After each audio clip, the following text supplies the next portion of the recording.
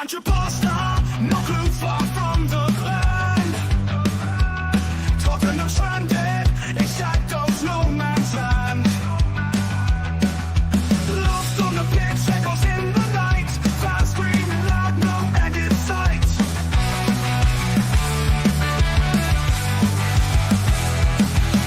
Shift the blame like drifting sand. Promises empty, no steady hand. Wandering clueless in the football nest. Wishing for a twist, but nightmares persist. Shift the blame like drifting sand. Promises empty, no steady hand. Wandering clueless in the football nest. Wishing for a twist, but nightmares persist. Where's the Leo we waited in vain? Pains us deeply, every season the same. No direction, stumble and bind. Tottenham's lost its mind.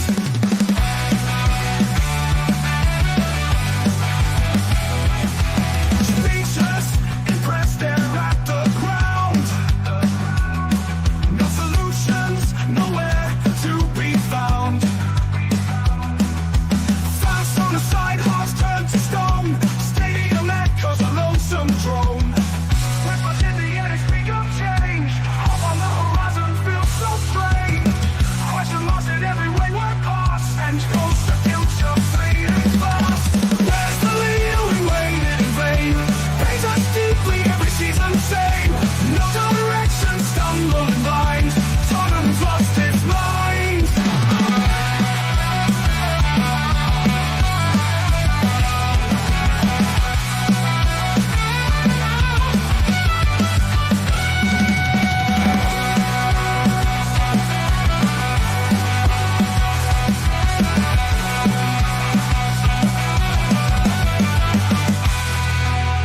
Where's the Leo we waited in vain?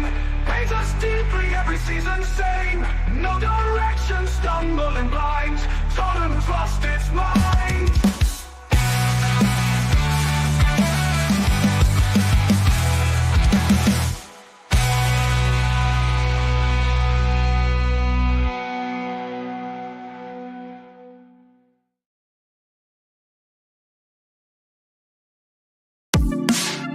The first game we look for, Robbie.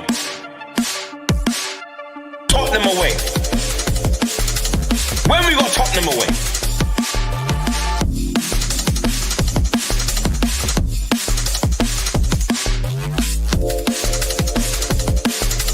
Tottenham away. When we got Tottenham away.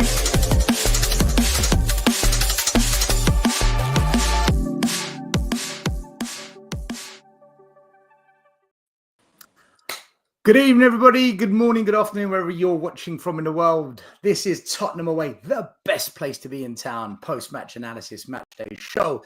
Smash a like, subscribe, hit the notification bell. We are live. Guys, this is going to be a record show. We have 500 people in the chat already, which is insane. Half of them are probably Chelsea and Arsenal fans, ready to rip us a new one. But Welcome, guys. We will try. Absolutely welcome. Thanks for being here as well. Thanks for choosing this channel to watch. We're going to be honest. We always say it as it is. And we will try and go through as many comments as we can. But as you can imagine, there's so many in the chat. I don't know how many we're going to get through. So bear with us, all right?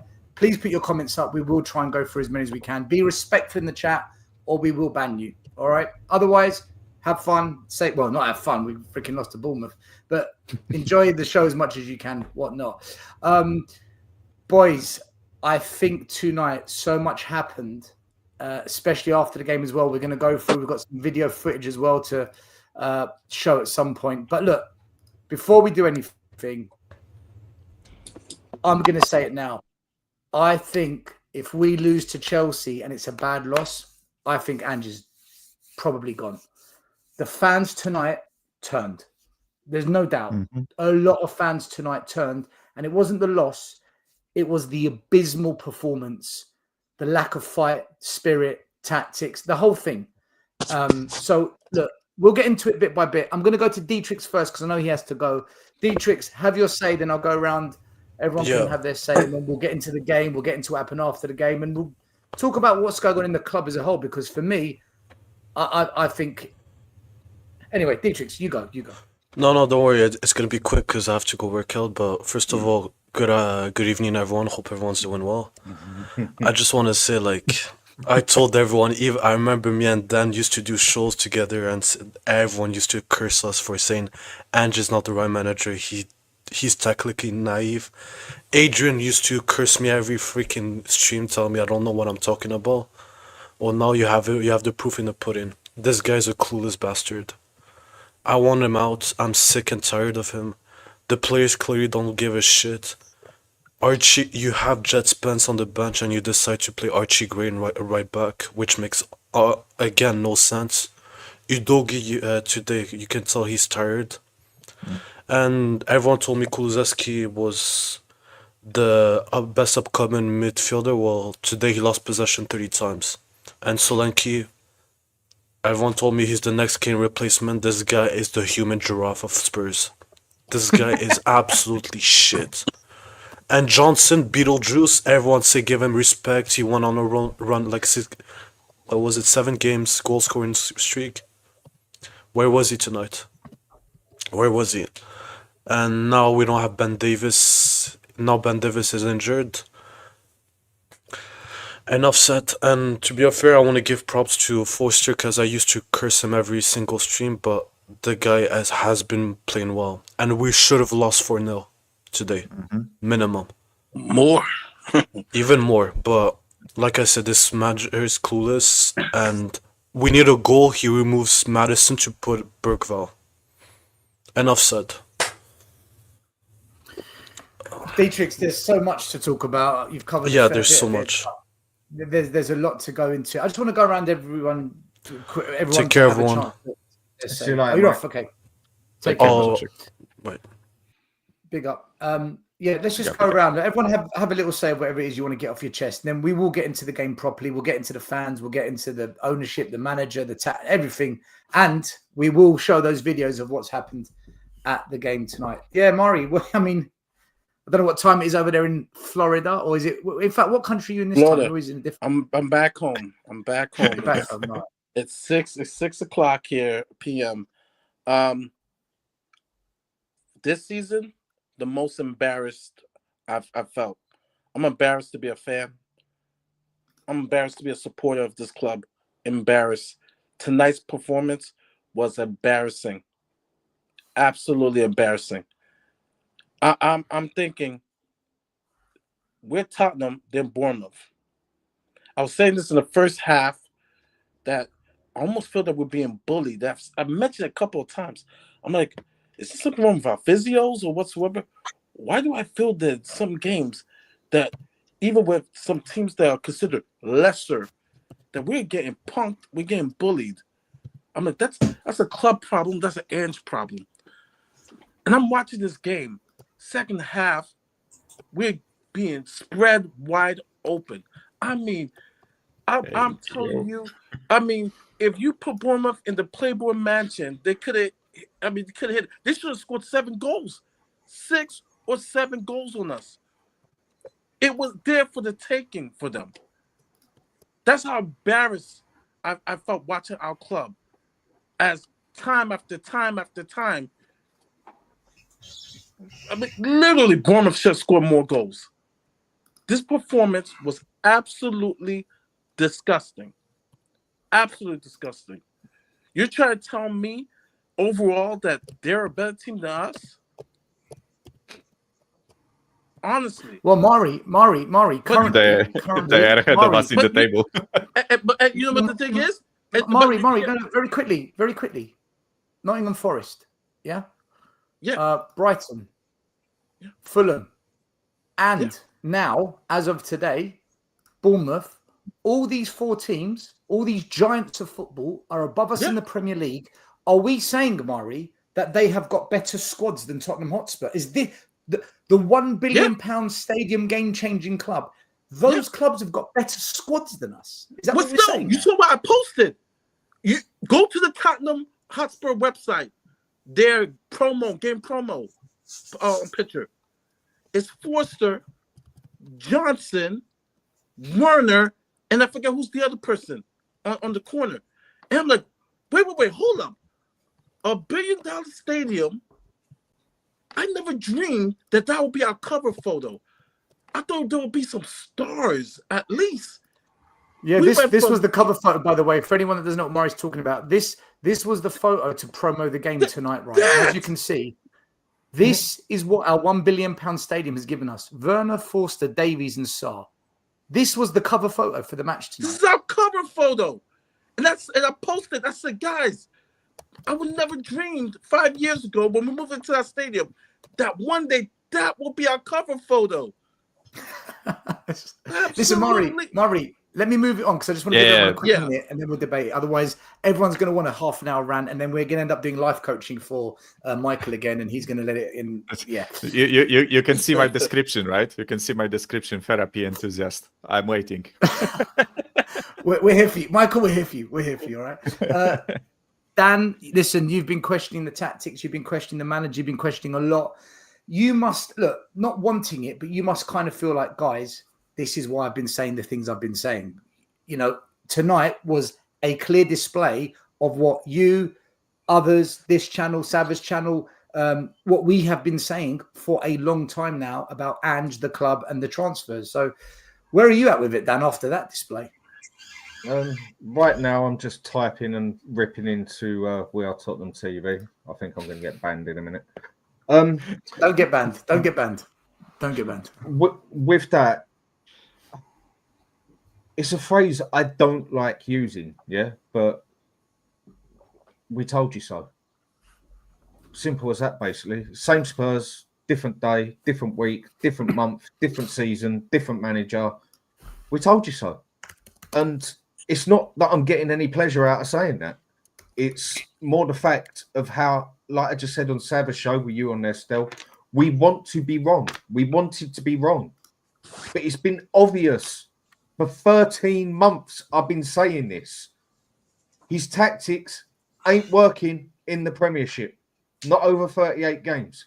If this dickhead would just back down 5 yards and stop using inverted wing-back crap, I think he'd be 25% better off on results. He hasn't got a Scooby-Doo what he's doing. And then at half-time, you can blatantly see what's going wrong again, as you can in the other games, and he changes nothing. And then poor Archie Gray gets stuck from right back to centre-back because we got no cover there. We need to score goals at the end, so he takes Maddison off. Again, this man has got to go yesterday. He's got to go. Listen, it's definitely heading that way because Chelsea next, and that's no joke. Just a couple of super chats, and we'll go to Ian. A user says, last time I said it was like eating a Belgian bun without a cherry. Today we will serve the missing cherry. Chelsea's bun incoming this Sunday. Nice. Alex says, Levy has honestly made me not care about this club anymore. Our managerial cycle is so boring and predictable. Most fans can't even see what's going on. Alex, you're speaking my language, brother. Rob says, the Rob_Welshber, the players aren't playing for him. Time's up, Ange. I'm going to ask Ian this question if he thinks the players are playing for him. And we've also got Dr. Spurs82. Great stream, lads. Thanks for helping us through this nightmare. Chelsea are going to tear us a new one. I agree. Ange's last game and good riddance. We will find out. Ian, look, you watched the game. You on Savage Show doing the pre-match talk. Rob Welshber says the players aren't playing for him. Do you think that's true? The whole thing's a shambles, isn't it? It's dreadful. You know, I'm watching it and I'm thinking, this is worse than Palace and Ipswich. No question about it. Mm-hmm. I mean, that was a 1-0 hammering, basically, wasn't it? Yeah. That was dreadful. Just dreadful. It's a joke. It wasn't. There's so much that's wrong. I could talk for an hour about where it's wrong. It's just shocking. It's just shocking. Don't know. It's in terms of creativity. I mean, Maddison and Kulusevski probably had their worst games of the season. I think the pair of them thought dreadful. I know Maddison got fouled quite a bit, but nothing there. Nothing. Kulusevski was dreadful. I think the only one that came out with the only two for me that came out with any credit were the keeper apart from that crazy ball when the goal was disallowed, I thought we did well tonight. And Udogie. And apart from that, the rest of them, sorry, you're shaking your head sad. Thought we did okay. But other than that, I thought the rest of them were just dreadful. We'll get into it all. We'll discuss it all. Sava, Spurfect, thank you for the super chat. Says 116 shots against us in the last 6 games. Apparently, we are progressing and our defense is much improved. What do you make of that stat? I'm at the stage where we've got to laugh. Like, for me, I think it's funny the people that are now shocked by this when we've been saying this for over a year. You know, I keep saying to everyone, the first game he lost last year as Spurs manager was an indication of, right, what's he going to do now? It's brilliant. When you're not losing in 10, it's great. Everyone's happy. What do you do now? He plays the craziest of high lines you've ever seen. We get battered at home to Chelsea. That follows the we're winning at life statement. And since that day, it's kind of summed up Tottenham Hotspur, hasn't it? The form... Sava, can I give you a quick summary? Because I actually have it in front of me. Since that Chelsea game, right? 42 matches played in the league, 18 wins, 6 draws, 18 losses, 80 goals scored, 67 conceded, 10 clean sheets in 41 games. Yeah, he's shit. He's shit. Everything about it is shit. The key thing for me is he's had a year now. He's had 18 months at the club, but he's had a year and 2 months nearly since that first defeat to show us, right, how do you tactically adapt? And he comes out with 1 week, he doesn't care about controlling the games. Next week, it's why we lost. 1 week, he doesn't care about set pieces. The next week, look what we've done. And for me, I'm not surprised. Like, people are like, oh, you don't get angry enough when Spurs concede. Well, why would I? I've been telling, again, like Dan said, I don't want it to be an I told you so, but this has been coming. And it's not tonight. That's to go on from Mikhail's stats there. 1 win in 6 games. But because it was a really good win against City, people would just ignore it. 4 away wins in 2024. We've lost 9 home games in 2024. Right? We've lost we've lost 8 of our last 12 away games. And for me, look, this is what I expect. I think the manager is shit. I'm not saying I hate him as a human being. But the fans today, they truly let Ange know what they think of him. And if anybody's going to tell me that we didn't have enough talent on that pitch to beat Fulham, to beat Galatasaray, Exactly. Maybe not Galatasaray, Ipswich, Palace, Leicester, Fulham, Bournemouth, Brighton. I mean, somebody put earlier, didn't they, Still, out of the 7 games where we got 2 points. It's utterly, utterly embarrassing.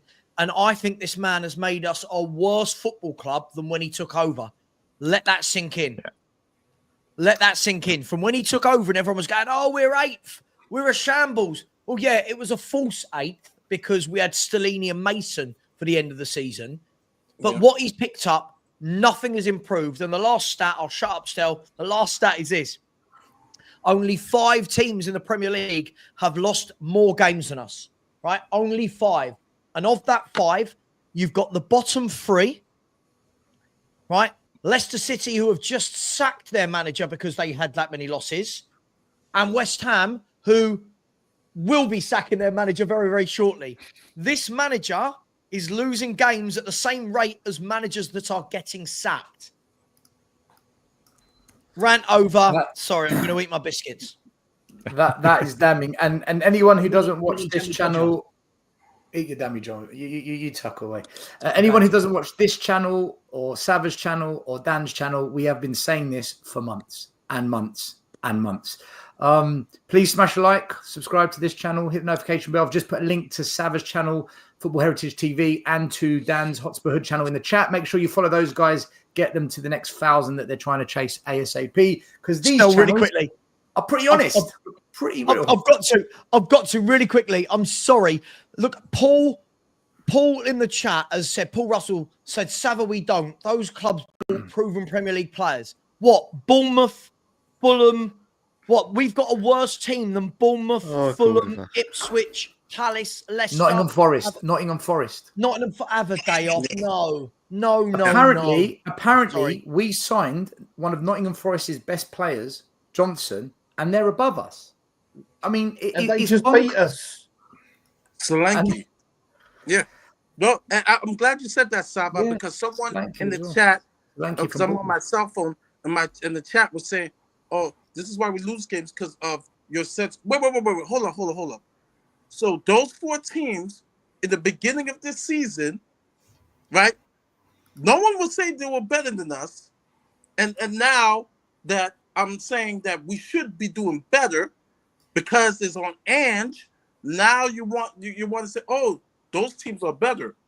Oh, yeah, they're playing better because they're better run, and so that's why I was Ange out, but today solidifies it 110%.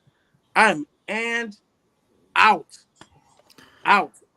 Before we go to Michael, I want to make this very clear because I think I speak on behalf of the channel. We're not just Ange out. These are the guys we've got the biggest issue with, people. Daniel Levy and Joe Lewis. This has been, it always will be, and it is forever the problem at Spurs. They pick the managers, they pick the recruitment teams, they sign off on the transfers. They've had 24 years to get the formula right. It's on them.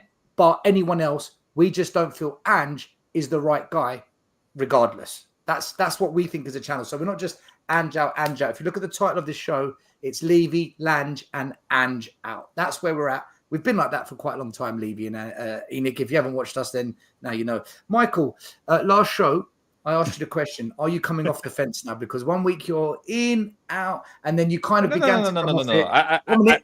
I wasn't. We had therapy. Yeah, right? And then you let all your childhood out. then you told us as a foreigner you made a mistake.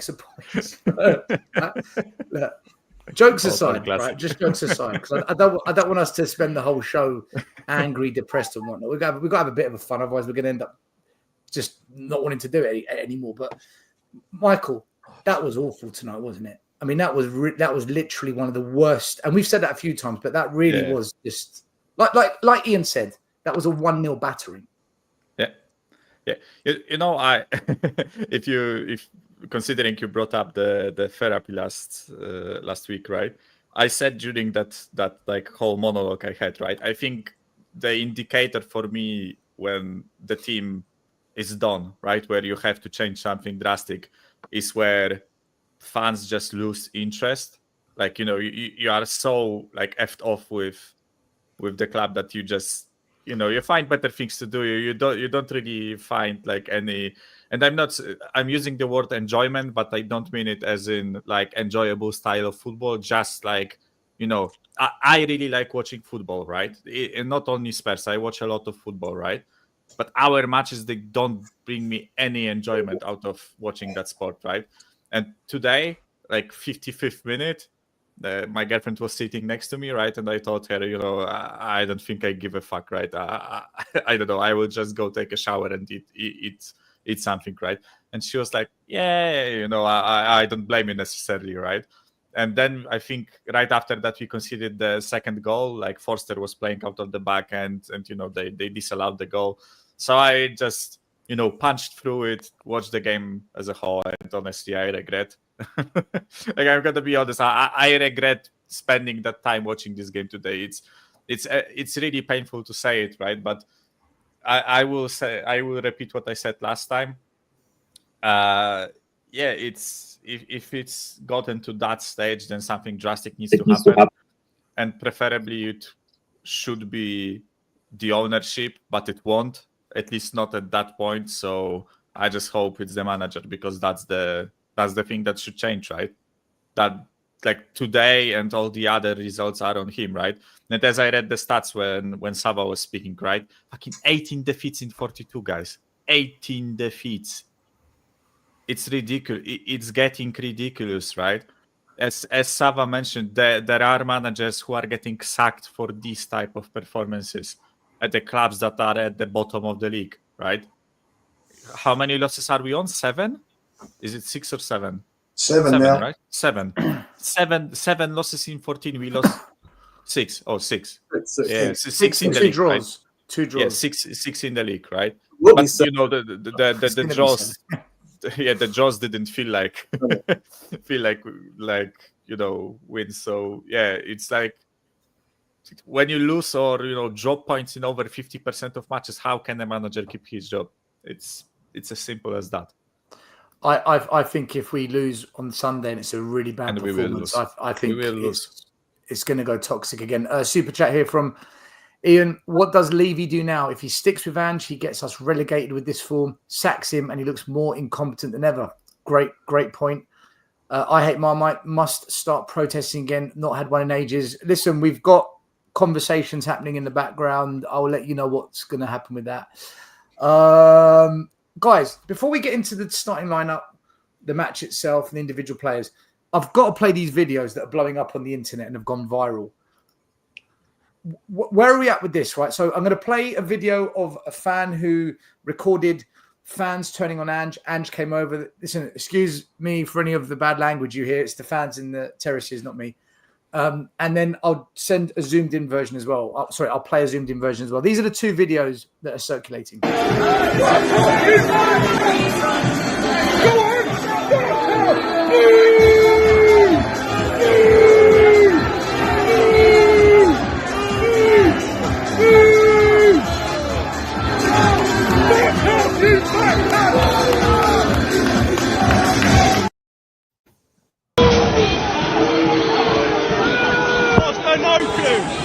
Foster, no clue, mate. Fuck off. Foster, no clue. Yeah, you. Foster, no clue. Fuck off. So he got told to F off countless times. Of course, Michael picks some music. Like you said, we gotta have some fun, right? So at least I'm, gonna jump mate, on do the beat. do it. It was actually Listen, quite When will the social experiment end? we are. We are. Listen, he got told to F off a lot there. Fans were calling him imposter, no clue, something that we kind of use on that we do. They're saying it to him now. And then he got called an effing overweight. See you next Tuesday. Listen, for me, the fans have turned tonight. I think the fans have turned tonight. Now, whether they're a minority, we'll find out on Sunday. I'm sure everyone will get behind the team because it's Chelsea. No one wants to lose to Chelsea. But if we go 2-0 down and we're playing badly, I see it.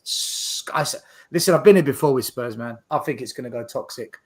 But what do you make of those videos, guys? Because that away fans are the most diehard fans. They follow the club up and down the country, across Europe. Ian, you go first on this because you go to a lot of away games. What do you make of that?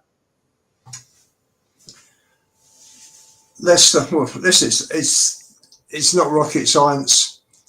You've got an owner who's clueless, who brings in Scott Munn, who's not a football person. Munn, the non-football person, brings in Postecoglou because he's his Aussie mates, and he's done all right in pub leagues. Sorry for anyone from Scotland, Japan, and Australia, but they are pub leagues compared to the Premier League. And this is what you get. And as my son was saying, as the final whistle went, you know what Daddy said?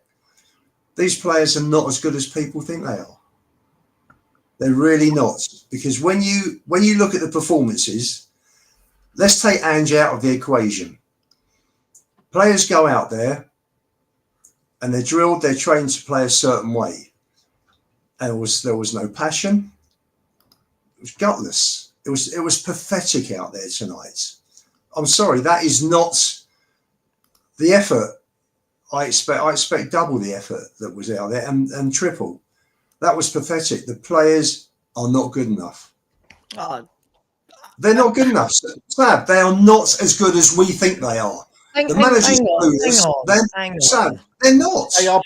They are better than the results we've been getting. They're better than what we're seeing. They are better than Palace. They are better than Bournemouth. I'm not arguing that point, but I'm just saying maybe they're not as good as what we think they are. But how good do we think? Sorry, on your point, Ian, when you're saying as good as we think they are, I don't think they're amazing, but I do think that we're better than about 5 of the clubs that are above us. And a lot of the teams that we've been losing to or drawing to, we have got better players than them. This is so tactically driven. It's unbelievable. And no one wants to, we can blame Levy all we want. Levy is not the reason why we are wide open and gave away another 20 shots tonight to Bournemouth. That's not Levy. As much as I hate Levy's tenure, we've had a, what did Mikhail say? How many shots on our goal, or whoever said it? 21, which is 116 over the last. Hey guys, Sava, I've got the stats here for you to discuss. Here's the stats. Here's the stats. How many is it? 21, 112 now in 6 games. Here's the stats. We had 66 possession. They had 35%. They had 21 shots. We had 12. They had 8 on target. We had 4. We had double the amount of passes. They had 3 clear-cut chances. We had 0. So we dominated possession, but in terms of creativity, opportunities to win the game, they dominated. There's no doubt.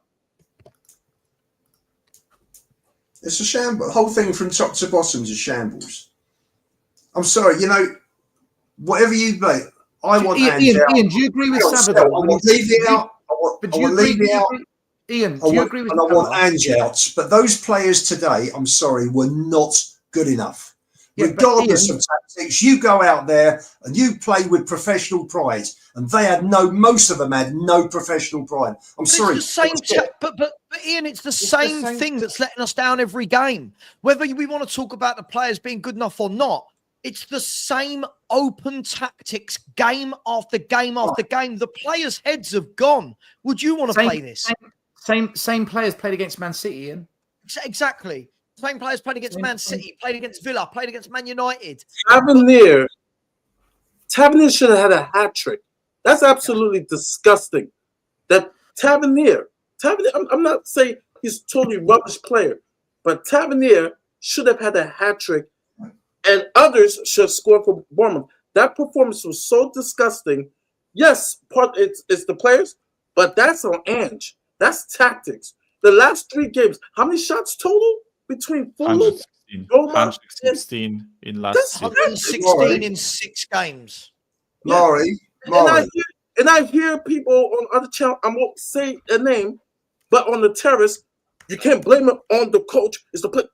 No, it is on the coach. You can't give up over 100, close to 100 shots the last 4 or 5 games. Even the City game that we won 4-0, how many shots City had? 23. You got to have some pragmatic type of football. At least there's too many shots for a team to bear. Like, come on now. All through the second half was 14-6. It was like literally. I said this earlier. It was like our legs were spread right open. Like, here, have it. Like, it's absolutely disgusting. At 1-0, I remember there was a moment where Forster passed it straight down the middle, a hospital pass playing out from the back, and it led to Bournemouth's second goal, which was offside. I don't think it was offside personally, but look, they gave it offside. That was us tactically doing what the manager wants, and that tactic was failing us. So Ian, do you? And look, you're allowed to have your opinion. Everyone is on this channel. Do you agree though that Ange's tactics are hindering us as a club? I've said it all along. I've been very consistent. You cannot play 2-5-3. It's a suicide way of playing. It's madness. You just can't play it. So I'm fully on board with the fact that and I've said previously, he is out of his depth. The point I'm making about tonight is that when players don't run off and make angles, when players give balls away, when players get beaten in 50-50 balls, and we were second best on everything, that is down to the player. If you lose your individual battle, that is down to you. That's not the manager. That's professional pride. Every player goes out, they've got to win their own personal battles. And we were winning none of them. So can I expand on it, right? But we saw that, Mike. We saw that. When the players go over that white line, they've got it's a horrendous system. but they've still got to do their best within that system. They've got to win the 50-50s. They've got to win the high balls. They've got to win the second balls. They've got to win the knockdowns. We were winning none of that. Yeah, but if I can like expand on your point, right? Because I think you are correct, right? But I also like have to put a bit of it on the manager, right? Because as much as listen, everyone in the show and in the audience, I'm not using this as an excuse. I'm just stating a fact, right? We have a shitload of injuries, right? Is that correct? We are missing a lot of players, right? Again, not using that as an excuse because the club of our size should be having Michael, a squad Michael, look at the capable. starting 11. One minute. Look at the starting 11, right? Fraser Forster, we can't blame him. He's been our best player for 3 games. But no. Wait. Steph. Gutin and Davies. I'm just I want to finish a point. And then My point is, right, that there are certain players in that squad that are dead on their knees, right? And you can see this when they play, right? I think Kulusevski, Poro, Stone, Udogi, Saret, Bissouma, I think they are just getting exploited in this system where we run around like a bunch of headless dumb chickens, right? It's ridiculous. And part of manager's job is not only setting up a system and playing inshallah every single day, right? It's also managing the situation the club is in, right? I even mentioned this a week ago, right? A couple of days ago when we had the post-Fulham game, right? I think this squad is bare thin. We don't have the energy, and we are coming up against teams like Bournemouth, Fulham, and other teams who can just bully us physically because then they don't play as many matches as us, right? So as much as I agree with Ian that we are losing a lot of those like 50-50s, right?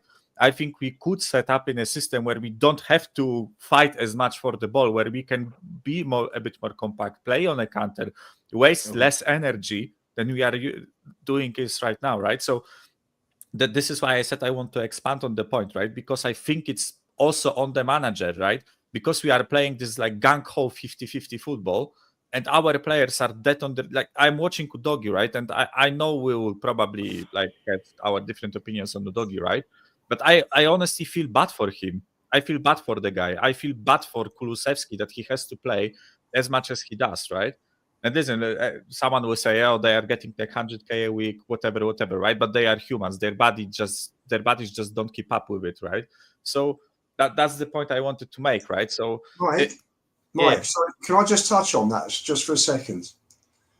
If we were playing Champions League football, nobody would be talking about the amount of games we play, because you look at the clubs that are in the Champions League this season.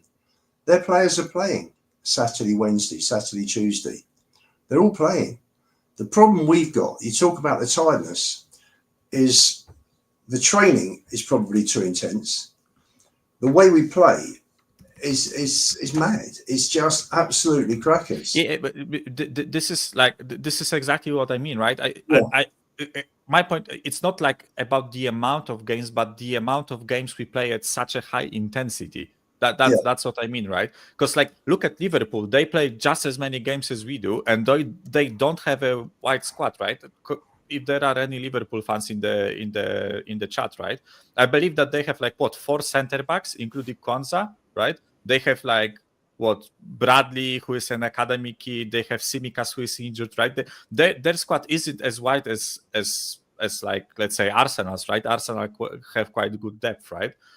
Liverpool don't rotate as much, but you don't see their players dead on their knees, right? When they are playing against like Newcastle and other teams, because their manager has a better system that doesn't exploit them 90 minutes straight, right? Again, I want to focus on Ange, Arne Slot can be pragmatic, can be attacking, exactly he can my be point, controlling, right? he can be more attacking. He goes in and out of different phases of play. We have one phase of play. Exactly my point, right? For 90 minutes, we just run around like dumb shits, right? And with the amount of like injuries, again, not using this as an excuse, but it is a fact. We have a shitloads of injuries, right? So the manager at this point should just look at the squad, the state of the squad, right? And think to himself, well, maybe I shouldn't play like a dumbass. Maybe I should go a bit pragmatic, right? Like Arne Slot does. This is the point I wanted to make. Again, pointing fingers at the manager and at the club for not giving him enough players, right? This is what I wanted to say. No, listen, you're spot on, but Yeah. at the same time, he's accepted it, and he knew. That's why fingers are pointed at him at the club, right? Can the main event just speak? Alex, 1 second. Then do super chat. Then I'll come to you. Then I'll come back to Alex. Thank you, Edex. My problem with Ange is his training demands, faulty tactics, stubbornness, and arrogance will shorten the career of his players. It's kind of what Ian was touching on. Before I go to Dan, just very quickly, guys, we've got 1,000 people in the chat. Smash a like, subscribe. Make sure you follow Dan's channel, Mr. Box Office, and Savas. There's quite a few people in the chat who have been with us since day one. You know who you are. You're regulars every week. I just want to give you guys a massive big up for being here from day one, because there's so many in the chat. I'm not able to get the regulars' comments up on the screen because there's so many comments, but I just wanted to give you guys a big shout out. And to all the new people watching, welcome as well. Thanks for watching. Dan, you wanted to jump in on what Michael said.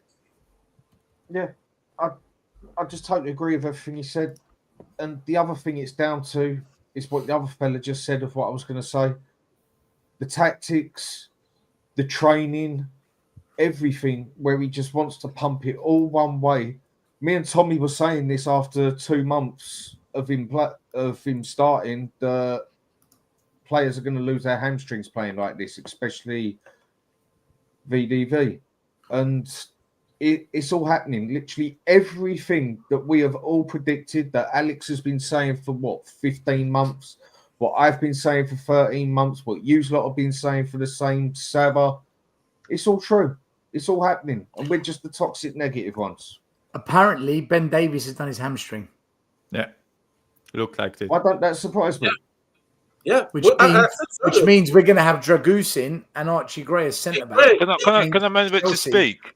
Unless Van der Ven and Romero come back. Now you can. Can the manager just cook? Now you can. Can the manager just cook? Because at the moment, I wasn't even going to come on because, like, to be honest with you, I'm on holiday. Yeah, I'm on holiday because I don't need to watch this because I knew this was coming all day long. I'm going to say something after Alex too, because you know what I mean? I've been out the country. I'm going to say this after Alex goes on. Mari, let the main event cook. It's good to see you, but let the main event cook. I don't care about the result. I don't care that result because, like, I've told you about this manager. Watch Mr. Box Office TV. I did a show on Sunday telling you about I don't back this manager. Yeah, and it's plain and clear and everything. That's it. What I don't like right now, I've just heard from Mikel and some people right now, and I don't know why you bother watching that program, Mari, which you just spoke about just a minute ago, right? Is that why are we making an excuse about injuries? Why are we making excuses about injuries? I stated I'm not making an excuse, Alex. Are you listening to me? But why are people making excuses about injuries? But I'm not. Not you. Okay.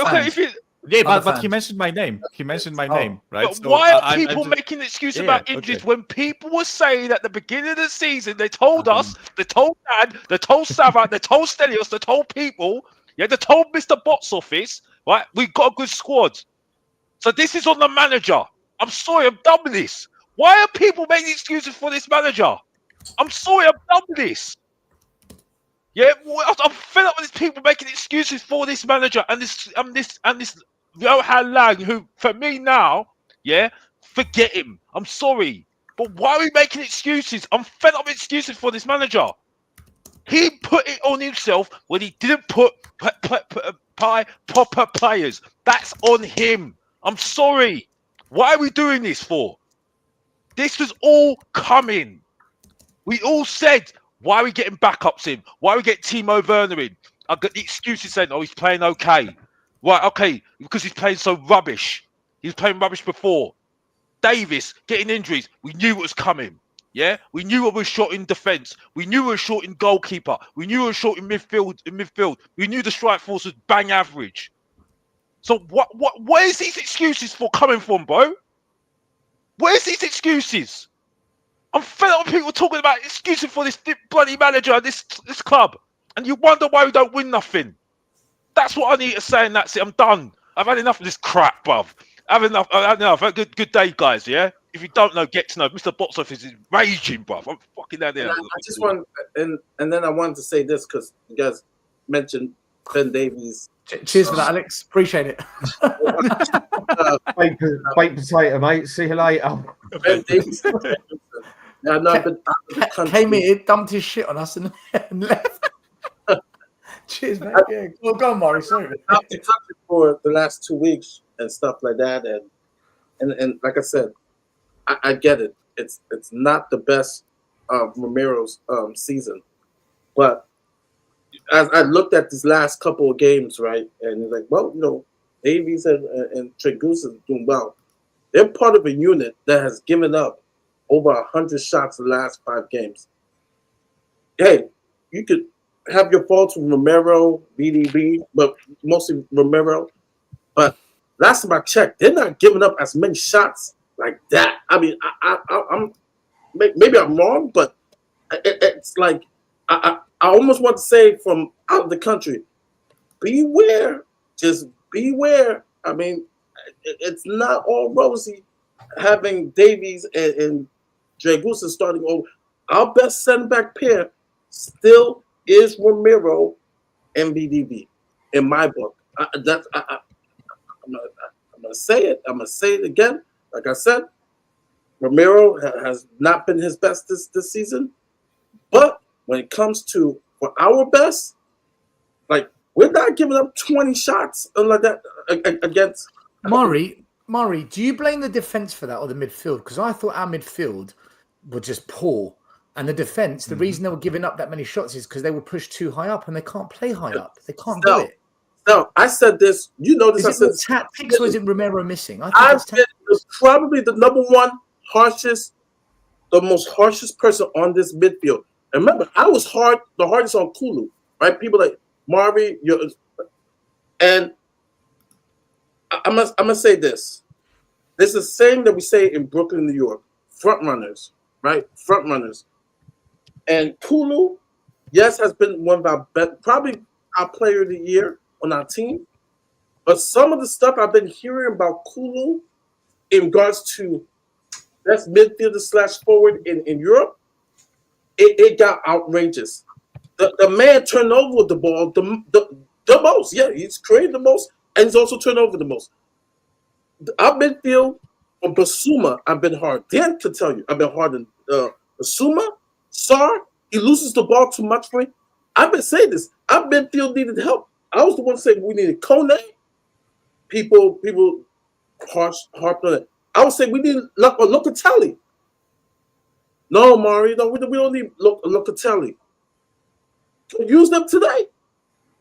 I mean, so I've been bashing the forward line is easy. The midfield all season long. I'm just saying. Our best center pair is this fan base, Maury. I'm going to explode. This fan base stinks. It stinks to high heaven. I blame the fans. I point the finger at the fans. They accepted this. They had a choice. Stand up for Conte, who's called out the club and told them things have to change. Listen to winners like me, or you back Levy. They turned on Conte and backed Levy. We gave Daniel Levy free reign to get rid of another manager and bring in Ange. Another manager who's going to do as he's told, who's going to accept transfers that aren't good enough, someone who's going to tell the media what the fans want to hear. We, the fans, allowed that. And then we had one more chance to do something about it. That summer window where we were told we're going to challenge for a league next year. We're going to win a trophy in the second season. Ange always does brilliantly in his second season. That summer window, that's where all our eyeballs should have been on to say, right, show us this summer window that you mean business and you're going to back the things that Ange is saying. And let's not forget, the end of last season, we capitulated. That summer transfer window was every sign, every indication that this board stinks. They did nothing but cut the wage bill. They couldn't give a shit about the football team. And Ange just thought, yeah, I can deal with this. No, you can't, mate. No, you cannot. And we as fans, what did we do? Did we say that window's unacceptable? Did we say this is bang out of order? We pay the highest prices? Fuck the elderly fans. Fuck the disabled fans in the West Stand. Fuck all the fans that pay the highest prices in England. Screw the lot of you. You get what you're given. You pay the most. Here's a bunch of bang average players. And what did our fans do? Did they stand up and fight? Did they stand up and say, no, enough's enough? No, they said, No, they ejaculated. it's a project. Project Youth. Ange is brilliant in his second season. Ange Ball Masterclass. They all jumped on it.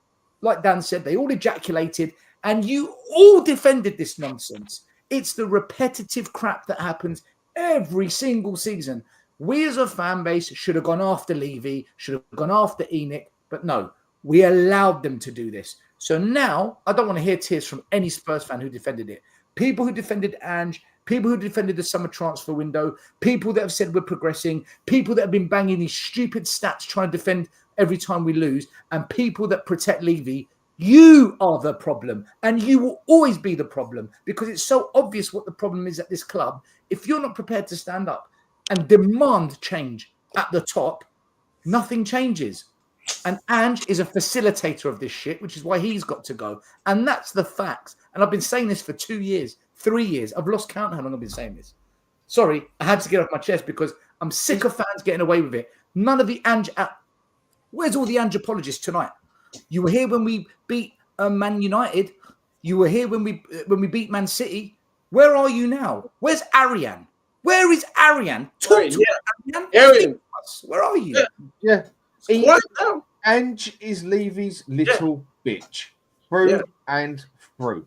I would pay Saw that, Sava. That was amusing. $1,000 right now to see Arian go up against Saba or Stel or any one of us right now today. I would pay to see that debate right now. I would, because they're all quiet now.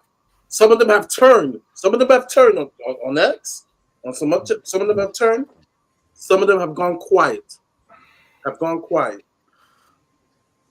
Mari, every time we win, they come in our chats on our shows. Ha ha ha! You're toxic. You're poison. Fuck your family. All this nonsense. They have a go. I thought you said tactically this. And now look, where are they? Just come and say, sorry guys, got it wrong. Do you know what? Fair. No, it's not. Completely missing. If they come, if we beat Chelsea, because it's possible, if we beat Chelsea and they come here, I'm banning everyone. I will ban a lot of them. They will never have a voice again on this show because this fan base is so divided and it happens under every frigging manager. It happens all the time, man. I'm so fed up of it because the problem is so obvious. Ange has to go because he's part of it as well. He's not good enough. We can change chairman tomorrow. Ange ain't going to win shit. Mm-hmm. Thing is, if he went and won, say, like 6 games or 5 games on the trot, draw 2, and lost a couple, anyone in here would put their hands up and say, do you know what? It looks like it's starting to work a bit better. Everyone on here can just, okay, maybe we got that wrong because we won it. But when it comes to the other side of it, if you want to call it the far left, whatever you want to fucking call them, they just disappear.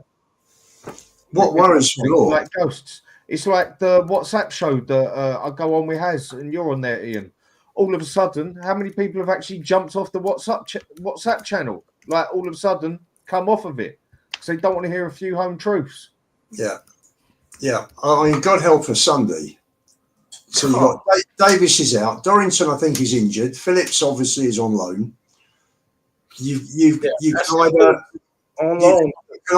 can do one or two things. We've got wing backs that can't defend against Chelsea. We've got wing backs that can't defend. He will probably play Ange. He will probably play Gray. What he should do, personally, I think against Chelsea, I will bring Reggie on the left and push Udogie into the middle. I don't know what else. I don't know what else to do. I wouldn't be throwing Gray in at centre back against Chelsea. Ian, guys, I said this earlier. I feel a couple of times we've been physically manhandled by lesser clubs. Can you imagine what Casado and those boys are going to do to our midfield? Guys, if Bournemouth can punk our midfield, can you imagine what Casado and those boys are going to do? Murray. They are going to cook us. Listen, we have had the first team in, and we've had certain first team players missing. So we've had a fair idea of the squad. We have virtually covered half the season. We've won 6, drawn 2, and lost 6. This is a mid-table position for a mid-table squad. That is where we are. This squad has regressed so much in the last 6 or 7 years. Seriously, I mean, it's horrendous. I'm sorry.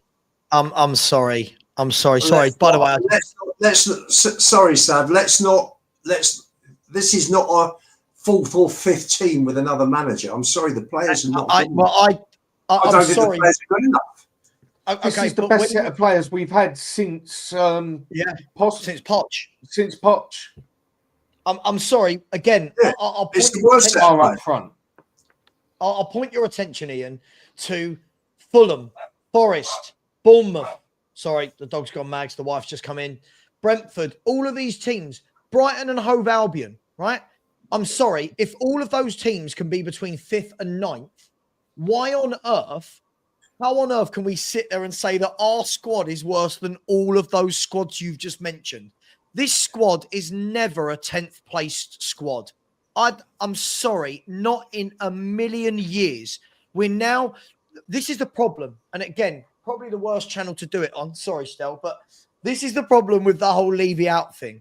We've got to separate how Ange is doing versus Daniel Levy not being a great owner, right?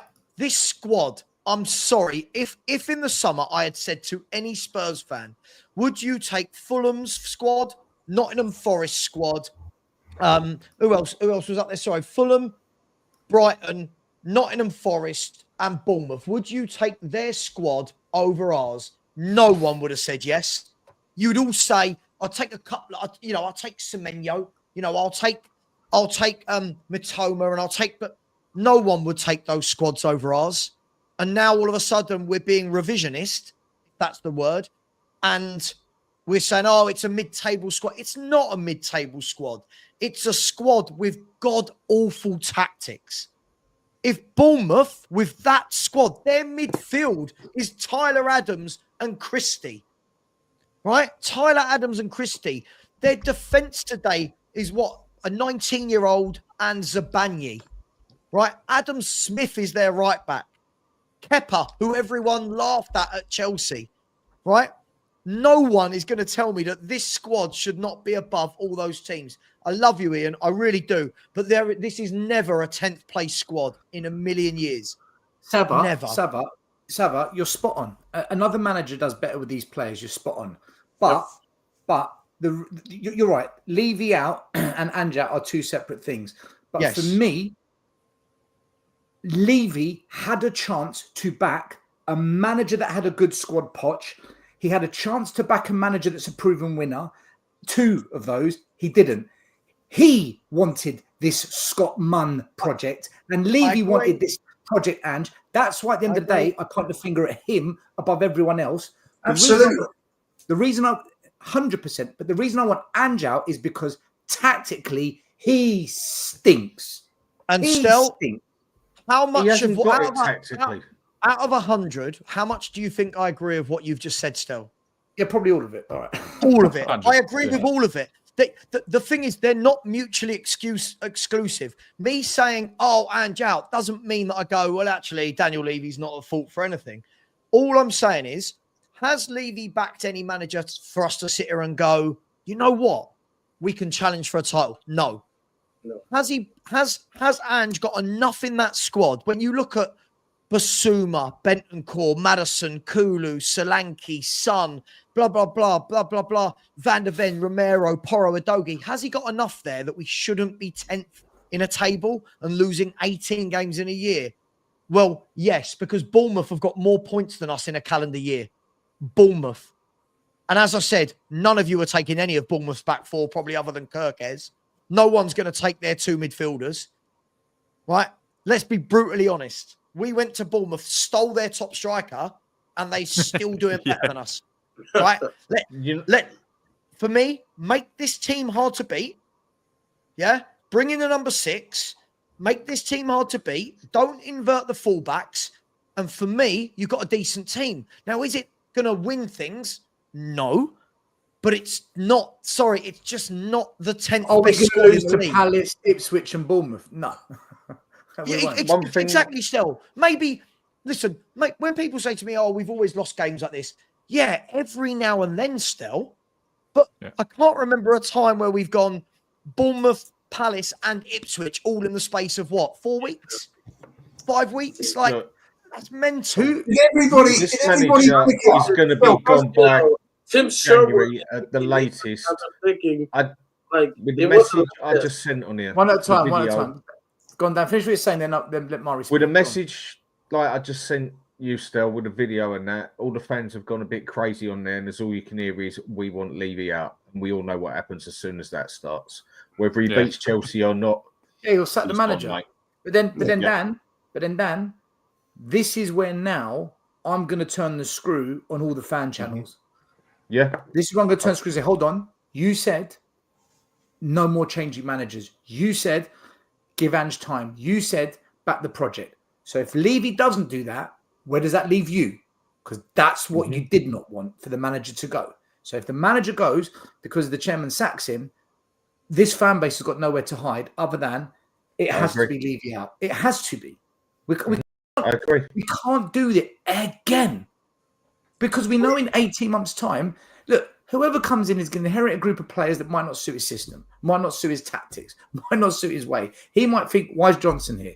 Why is Werner here? Do you know what? Pepe Sarr, good engine, but doesn't suit the way I play. I don't quite like that fullback. Why is Ben Davies still here? And now we're back to square one again. But as all we need is a manager. Keeping Ange doesn't work actually, either.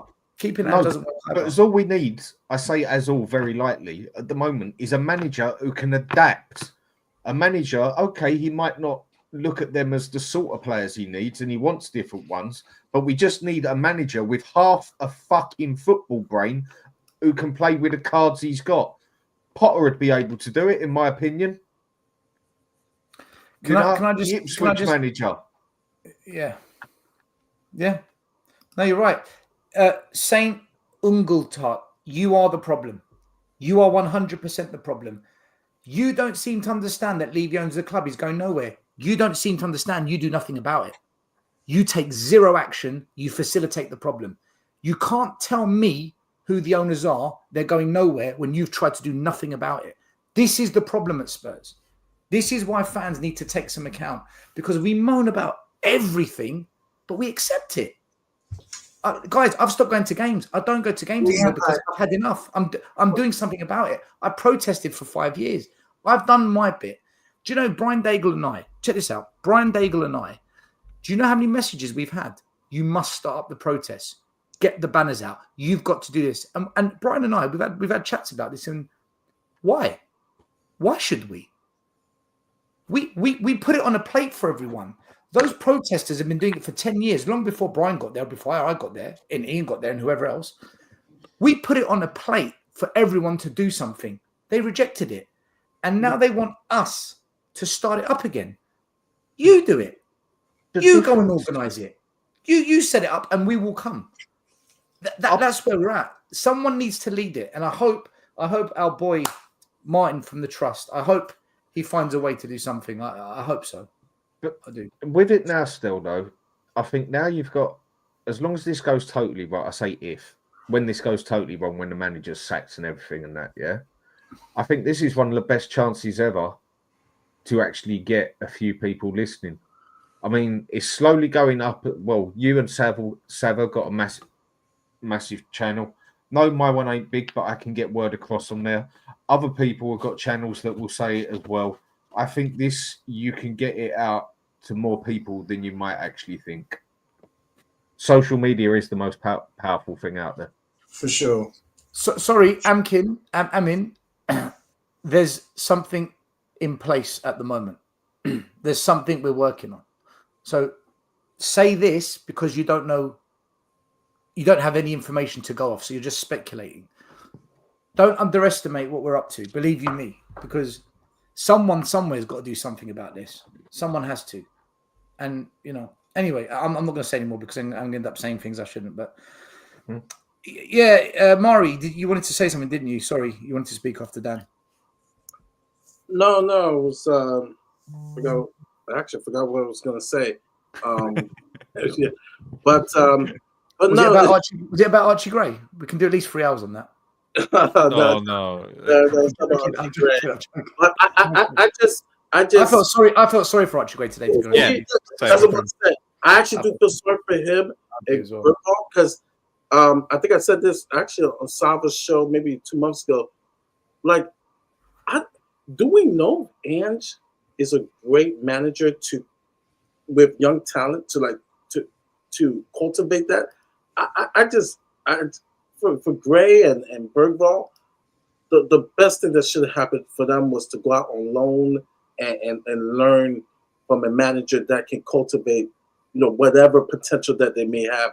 Because I'm sorry, it's not going to pan out with this mess that we have here. I'm just being honest. Let alone where we. I just feel bad for those guys. I just feel bad for Spence. Spence can't even get game time, and that he is, more natural to that position than Gray. So it's. Mari, should we get into the game? Let's get into it. Look, starting lineup. Let's just do it. Fraser Forster was in goal. The back line was Dragusin, Davies, and Udogie, same as last game, except this time Archie Gray came in at right back, meaning that Porro was on the bench. We've all said he needed a rest and he's not been playing well. However, Spence, which is what you just said, doesn't even get a look in. Udogie, who's not playing well, but yet Reguilon's on the bench. He doesn't play. I don't understand why they're still at the club. Midfield, it made sense. Sarr, Bissouma, Maddison, the same team, same starting midfield that beat Man City. I don't think there's any complaints. Son's on the bench. We've been saying Son's not been playing well recently. No complaints there. Kulu in that forward right position. I don't think that's where we think it's his best position, although he did well there against City, but not so much the last couple of games. Solanke came back from his illness starting a striker. He's probably the best striker we've got right now who's fit. And then Johnson out left. Why the fuck Johnson's playing left, I don't know. He's shown us he's not too good there. But look, surely, boys and girls, that starting 11 is good enough to at least give Bournemouth a real game of football. Surely. Apparently not. Still, did anyone catch what Alan Shearer said during the game? No. What Shearer said talking about Tottenham's inconsistency and why they're inconsistent. What was his excuse? Because he said the top teams, their players are turning in 8s and 9s, 10s, 10 out of 10s each week. He said, and Tottenham players are turning in 5s and 6s. And that's why they're inconsistent. And that's why they're mid-table. He said it's not a secret. It's not, you look at the players and they're average. So it's all very well saying, yes, a better manager would get more out of these players, but the players are not as good as people think they are. This is a weak squad. Hang on, can I ask a question about that? Can anyone show me anybody who predicted Spurs to finish 10th at the end of this season before the season started? I said between 5th and 8th. I didn't think they'd be as low as 10th. I said 8th, but I didn't think 10th. I can't remember what I said. See, I think I said 5th or 6th. I get it, but the problem is that it's the same with all sorts of psychology within sport, isn't it? These players, they're playing a really crap formation and tactics. They're not going to buy into it. If you don't buy into it, you're not going to be giving your all every game because you don't believe in the process. Hate that word, but they don't believe in it. If you've got a team now that aren't conceding silly goals, that aren't being ripped apart every game through the middle, suddenly you're believing a bit more, Ian. And, look at the last half an hour stay, how many chances Bournemouth had. Sure. Now imagine Spurs ring you up and say, you're a defender, and Spurs ring you up and say, have you got any interest in joining us in the summer? Going to be like, you can get on your bike, mate. I am not going to be exposed like that. Defenders don't want to be exposed like that. Right, midfielders, do you want to join us? Well, no, because you're going to have me so high up the pitch that all I'm doing all game is tracking back and tracking back. Fullbacks, do you want to join? Nah, mate. You're going to play me in inverted midfield, and there's going to be gaps. Davies pulled the hammy today. That's what we said. Yeah, Yes.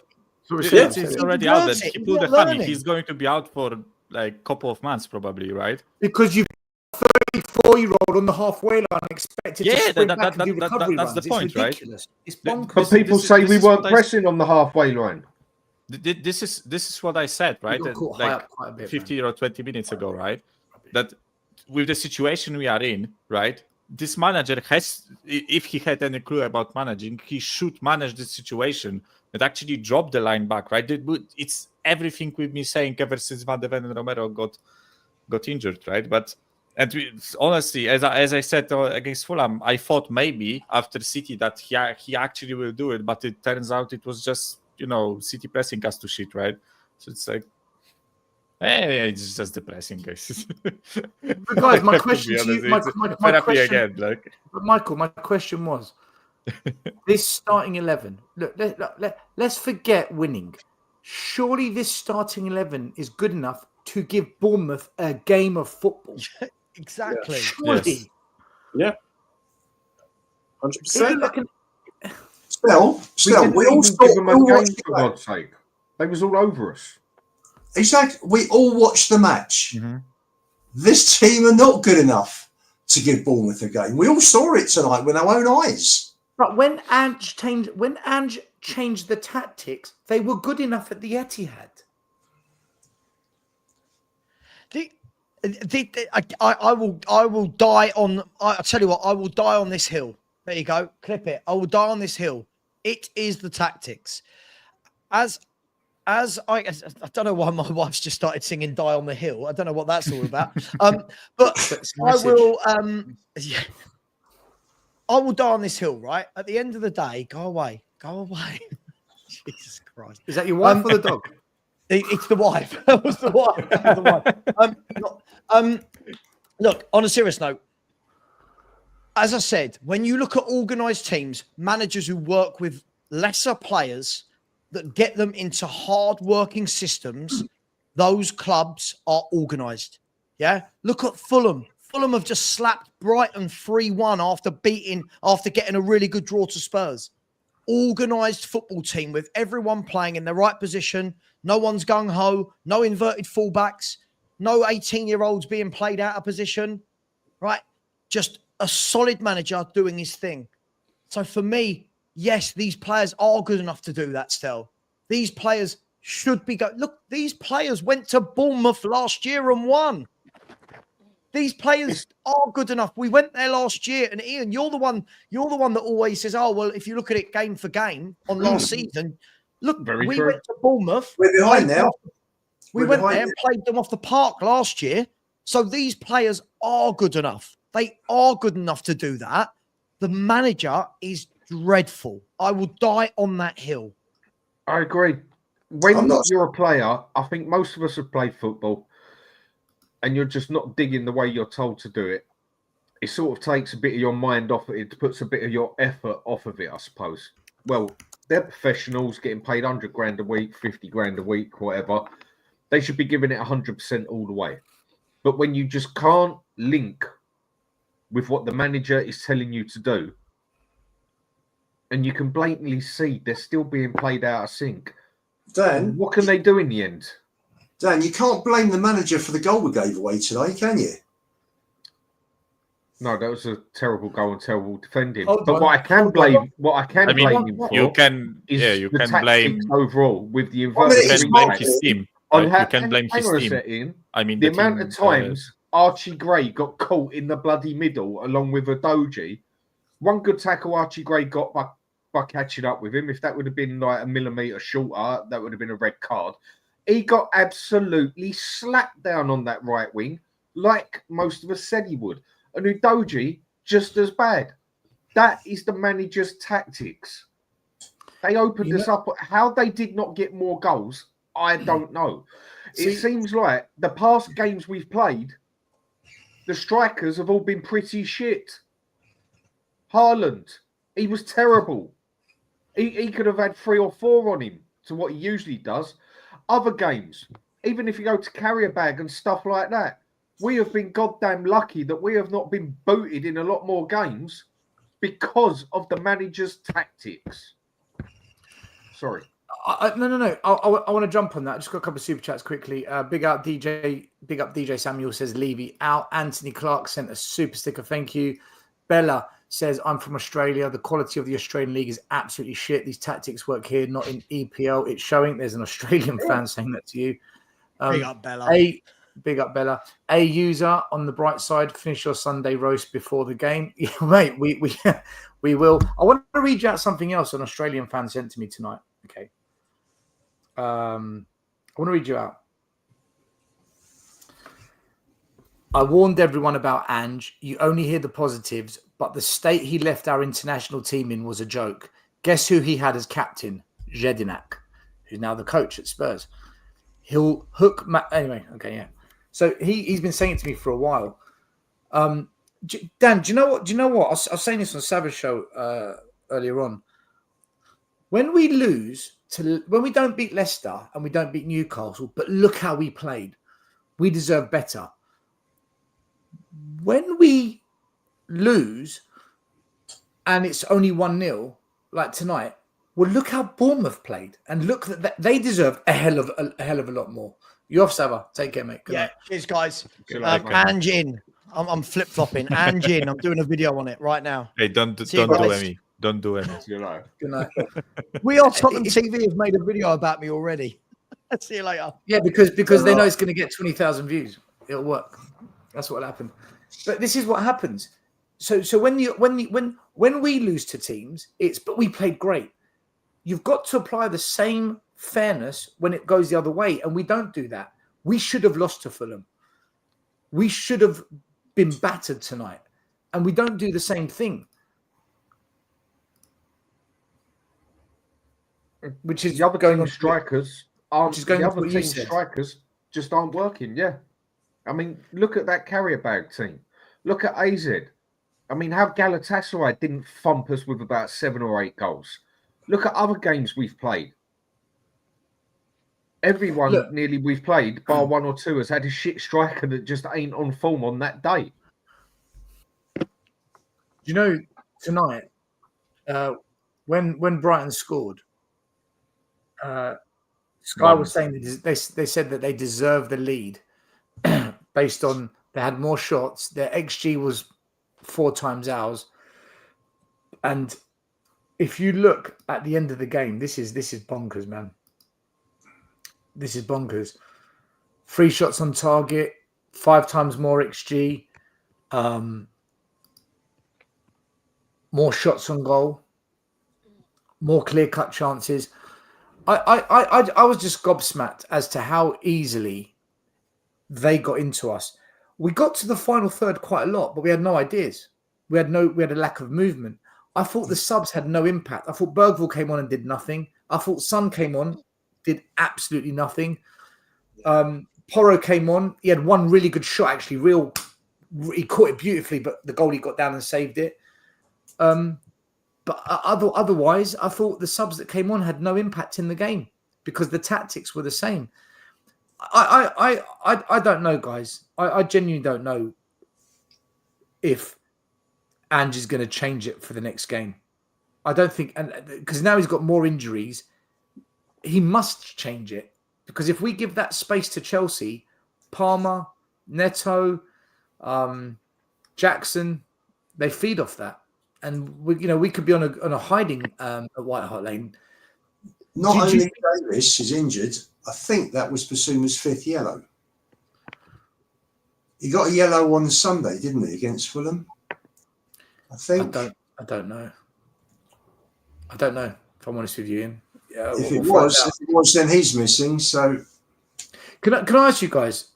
Can we talk about a few players? I want to start with this guy because I've criticised him, saying, "Look, his job as a striker is to score goals."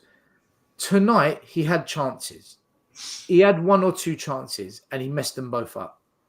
And I don't feel he really offered us much up front tonight at all, if I'm honest with you. I don't know who that young lad is that played at centre-back for Bournemouth tonight. Dean Huijsen. or Hausen, or however you say it. I thought he owned Solanke tonight, that kid. Yeah. I thought he owned Solanke. Where are you at with Solanke, guys? Have you got any confidence in this guy? Is he anywhere near the levels required? Because I've criticised him and people said to me, he'll score 19 goals this year and give it time for him to adapt. I don't see it. I really don't see it. Not good enough.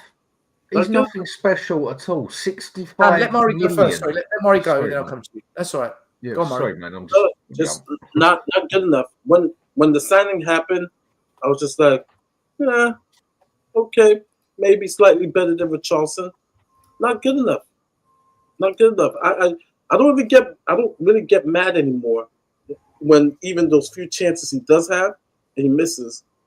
I don't even get mad anymore because it is what it is. It's not good enough. Once again, we spend money, but we don't spend money on true quality. We know when Solanke scored last season against the teams that either, Bournemouth had a counter attack or against teams that weren't that great, So we kind of knew what we were getting, and of course we signed him, right? Box office always talks about this, this player is a reject, but it's a Liverpool, reject that found his space, found his success for Bournemouth, but we're Tottenham, and it is what it is. And today it was frustrating. I think in the final, I want to say the final couple minutes of the game, he wasted a chance, which looked like it was supposed to go to Son. It's just so it's downright frustrating. I mean, there's nothing more I can say about Solanke. It was a meh signing, and so I don't even think we're getting meh results right now. I think he's underperforming meh. So, on to you, Dan. Mate, it's just getting to this point of where do you go, basically. Solanke, I didn't think he was the right player. I mean, I know there's plenty of others we could have gone for. But he suits Ange's system. Ange wanted him from day one, yet we didn't get him until the last week. He wasn't even in the Euros. Would it really take that long to put a deal together with him? 65 million. We have spunked up the wall on this fella as far as I'm concerned. He's not going to be scoring 20 goals a season. We've been talking about people saying that we needed an out-and-out striker. Well, he's only performed one season and we wanted a goal scorer. But then all of a sudden, but can't you see his press on the ball? Look what he does. He presses. Yeah, good luck, mate. Keep pressing. Score some goals. Or does this come back to Ange's tactics again? Guys, your views on good evening, Scott. Your views on Solanke, guys. Do you think just be patient, give it time, blah blah blah, or is he just an underwhelming signing that another Richarlison, another Ndombele? He's not a top striker. He's not a top signing, but I think he would do better in a different system with better service because he hardly had any service. Let's face it. I mean, there was one ball across the box second half. First half, he closed someone down, blocked it and went down and found himself on his own with three players. And the other one, he should have scored. The first one, he should have scored. Apart from that, he had nothing. There was, nothing. There was no service whatsoever. And strikers cannot survive without service. So... it's easy to blame him. It's easy to start. He's shit. He's this. He's that. But has he been given? Has he? I don't know. Has he been given decent service? I'll give you an example. He had a one-on-one chance that he put over the bloody crossbar worse than Werner. Dan, strikers miss chances. They miss chances. You can't expect the striker to put every single chance away. He missed it. But the point I'm making is, if you just think, last year at Forest, Kulu's ball to Richarlison for that goal, for the header, When does Solanke ever get a ball like that? Seriously, when does it? I can't remember one this season. Not one. How many clear-cut chances? When is he in position to take advantage of it? How many clear-cut Like, chances even if he has got missed so service, he's far? never standing where he needs to be to get to use it, right? The system's wrong, Scott. The system's not helping Solanke. Yeah, but I also think that there is like Harry Kane was dropping back, helping us spread play, and he was still. No, wait, Ian. You're on a different stratosphere with Harry Kane. The guy's world class. That's not about like comparing skill. That's about comparing like basics, in my opinion. Harry Kane was dropping deep and helping us spread play, but he was still in the box where the cross came in, right? And don't tell me that Solanke is physically like not fitter than Harry Kane or faster than Harry Kane. Harry Kane was at the demons of speed, right? I'm not talking about like skill in developing play. That's not my point. Just the fact that I feel like he's missing often. Football Like, brain. Yeah, not even that. Just fucking run to the box. It's so often Werner or Johnson or others just put a cross in, and it's only the other winger at the back post that we don't really have a striker in the middle of the box, right? And again, I never expect Solanke to reach anywhere near close Harry Kane's number or like, you know, impact on the game, but I just feel like more often than not, he's just not there. Kane dropped into midfield, and you just think of the balls that were played through. Someone like Dele Alli running through to Kane's ball at Arsenal in the League Cup. Yeah. So, you know, Kane putting Sonny through when we're talking about prime Son. We got no one like that. We got no one now at that level. Sonny 3 years ago, Kane right the way through. We got nobody anywhere near that level now. Those two carried Tottenham. They carried Spurs. Look at the defence we had. We had Romero and a pile of crap. Look, midfield straight, topping. And I would say what he this missed today, a 65 million striker should have put that straight in the back of the net. Yeah, and of I course. bet you more often than not, he would put it round or over the back of the net. and Guys, there are But you guys can't like hammer Chris a- Wood. you can't hammer a guy for missing a chance because they all miss chances. All of Yeah. them. Yeah, you can. And- Well, and- okay, and- then what do you think Werner's had it for? and What do you you think gotta look at Johnson this, had it for? right? 65 million for this guy. You add that with Johnson, over 100 mil, and this is what we get because Don't talk forget about- Richarlison. I know we talk about Solanke, but with Johnson, and this is where I question the intelligence of our fan base. When you see the type of goals Johnson scores, and credit to him for being at the right place at the right time, of being able to do a tap in, and he had that one strike that was great. Everybody has that one strike. Victor Wanyama had a wonderful strike outside the box, right? You look, if he doesn't score those tap ins, Johnson does nothing. He offers nothing. Oh yeah, let's talk about Johnson He today. doesn't take Fuck on me. it. Man, this guy, his passing, it's horrible in the final third. I mean, he offers absolutely nothing. And I'm hearing people in our fan base say, in Europe, he's up there. Could be the new Raheem Sterling. And I'm like, did you watch Raheem Sterling? Did you see how he plays? The guy, in his prime, he took on a man. He can create. Yeah, people say, well, he scored more goals than Nico Williams. And I'm like, Nico Williams in his two belt can do more things. Yes, he has more goals than Nico Williams, but Nico Williams can put a pass. Nico Williams can cut up. He could scare defenders. He could do these things that we desperately need. Johnson, if he's not tapping in a goal, he offers nothing. No, I'm watching We know today. that. We know that. That's right. That's why I'm saying Today, he offers these nothing. players are not as good as people think they are. No, Johnson look, is certain It's just players, not. no. That not. squad, you play it different, you'll get better results. Johnson, for me, everyone knows I don't rate him, but he's been tapping in the goals. Okay, I don't care how they go in the back of the net, he's tapping them in. But I think I said this a few months ago, and some of you will probably remember it. We only score one type of goal 9 times out of 10. What we're basically doing is a cheap version of Arsenal when they've done the Invincibles. Literally walk it up the back of the net the whole time. And that's what they've done under Wenger.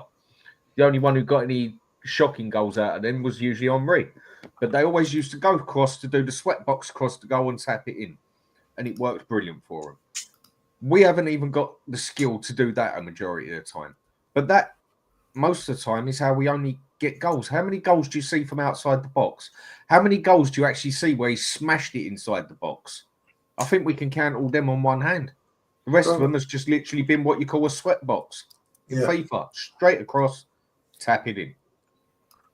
And how are you going to do that's when you've got a defence all blocked up and everything, all sandwiched up? It's got to be the hardest way to do it then. Yet we still try and do it.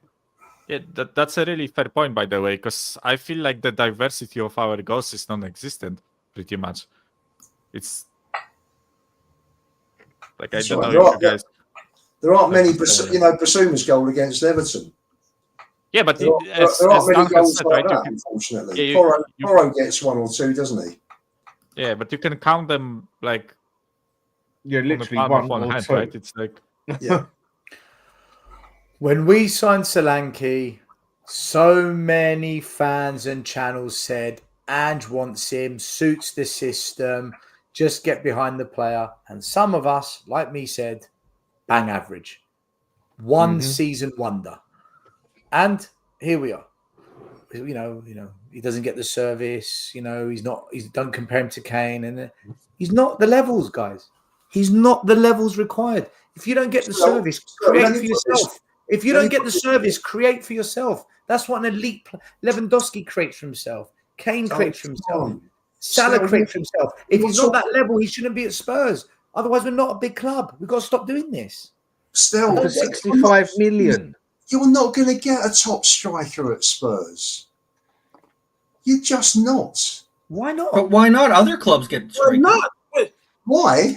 We don't pay the fees and we don't pay the wages. And why do we have scouts? Win things. And why do we have scouts?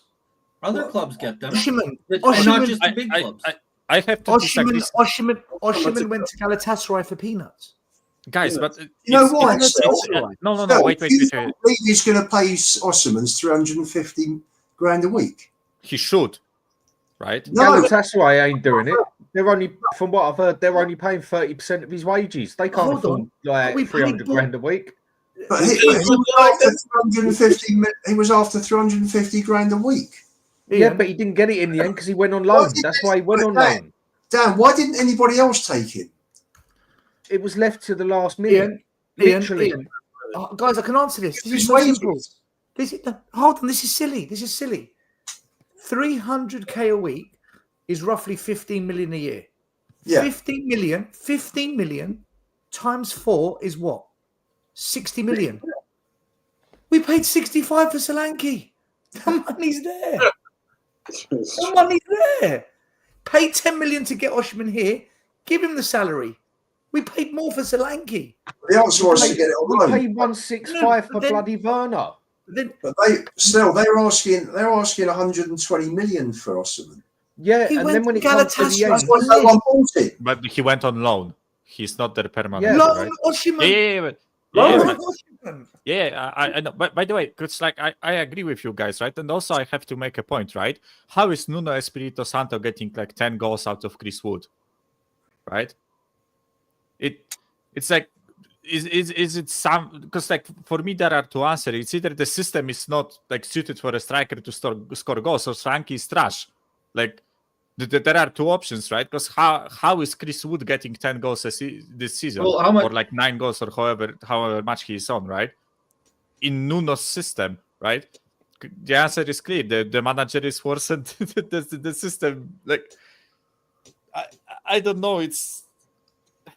Well, what about that guy at Wolves? You don't have to get Osimhen to have a striker that scores goals, right? Sorry, Evanson for Bournemouth scores goals, right?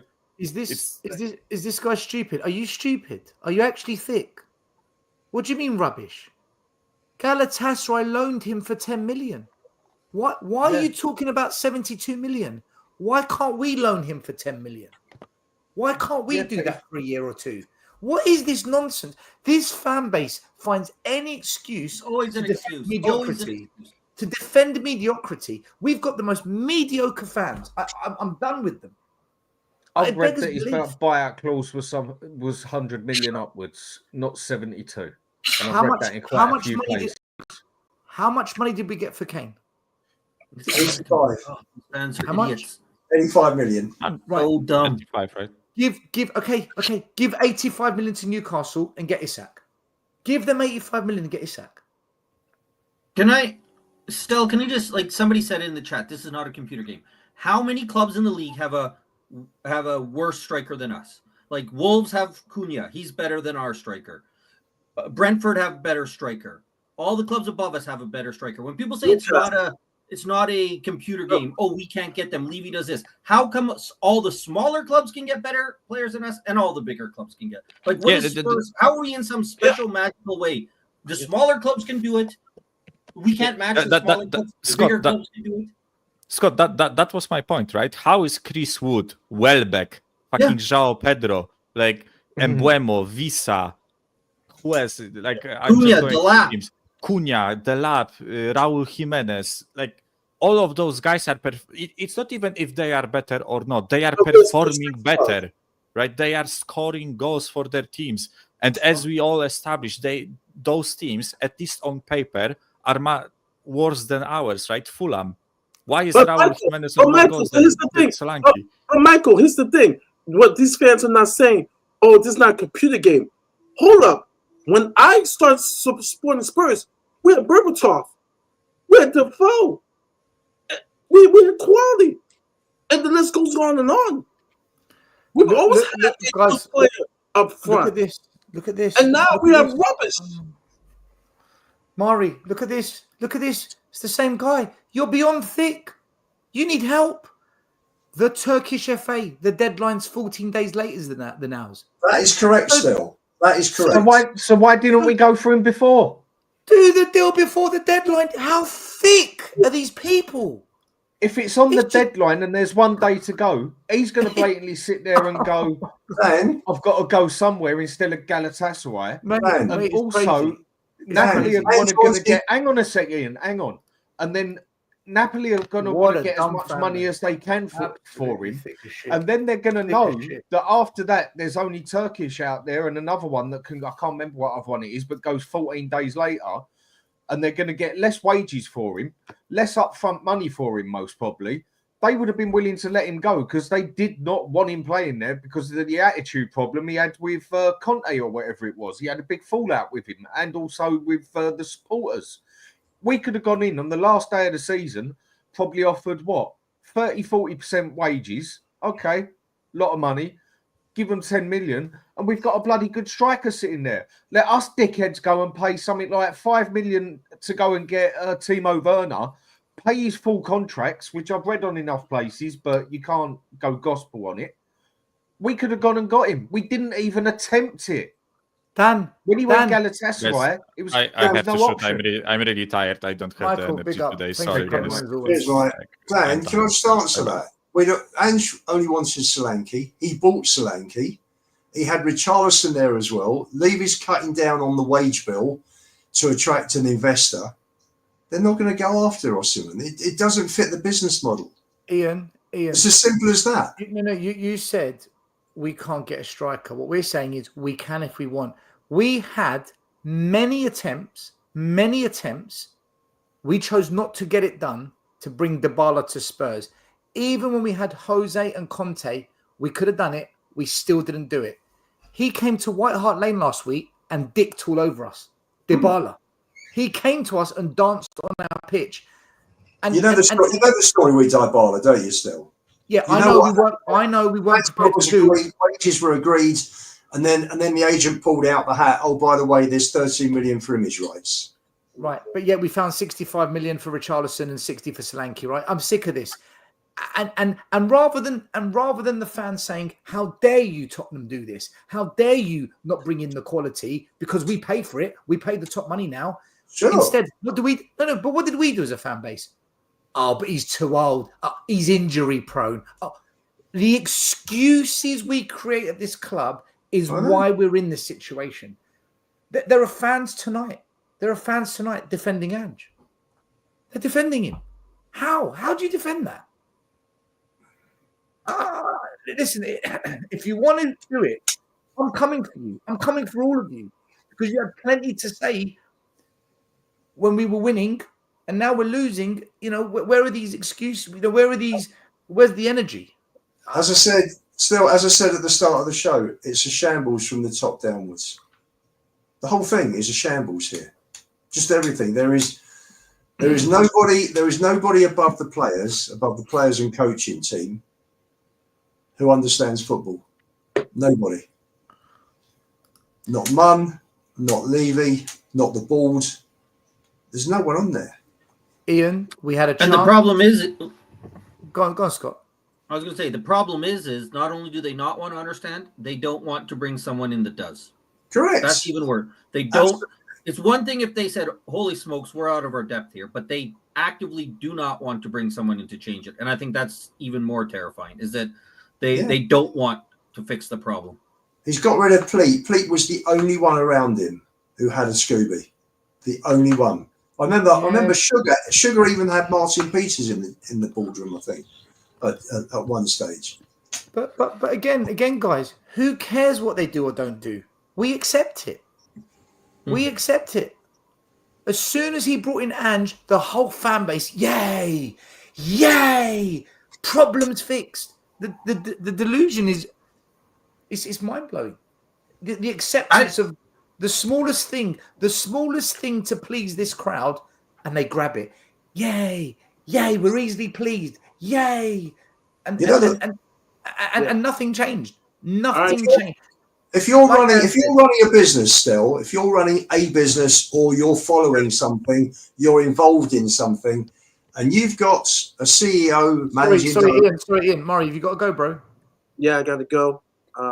Sorry, Ian. Terrible loss, embarrassing loss, and it's not going to be better on Sunday when for Chelsea. No. All right, guys, I'm out. Levy out, and I am Ange out. I'm out. Cheers, Murray. See you later, Murray. Big up as always. Yeah, go on, Ian. Sorry. I'd like to ask everybody on here, if you're involved in whatever and you're invested in something. All the fans here are invested in the club. They all spend money, whatever it is, or whether it's emotion, it's passion. If you're not able to get to a game, but fans are invested. If you're in a business and you've got someone who is a CEO or a chairman, at what point do you look at that chairman stroke CEO and say, hang on a sec, you're not doing it here. You've got to go. I don't know how this guy has survived for 24 years. This is a shambles. And it starts at the top and works its way down. If you had a dynamic owner who was desperate for success and was around the ground, around people, picked the right players, his whole charisma, his whole personality, his drive, intensity, determination, everything about it. If you had an owner that wanted it that badly, that would ripple down right the way through the club. You'd have top people on every single level of management, right the way down to going out and buying the best possible players. And that's what this club deserves. And until they sell, we're screwed. It's as simple as that. It's as simple as that. There's no more to it. I totally agree. Big up to Barrios, dog shit team. Thank you so much for the super chat. There's a couple more idiots I need to call out because they're just imbeciles. Ruthless, you clown. Who was the last manager you actually supported? Conte.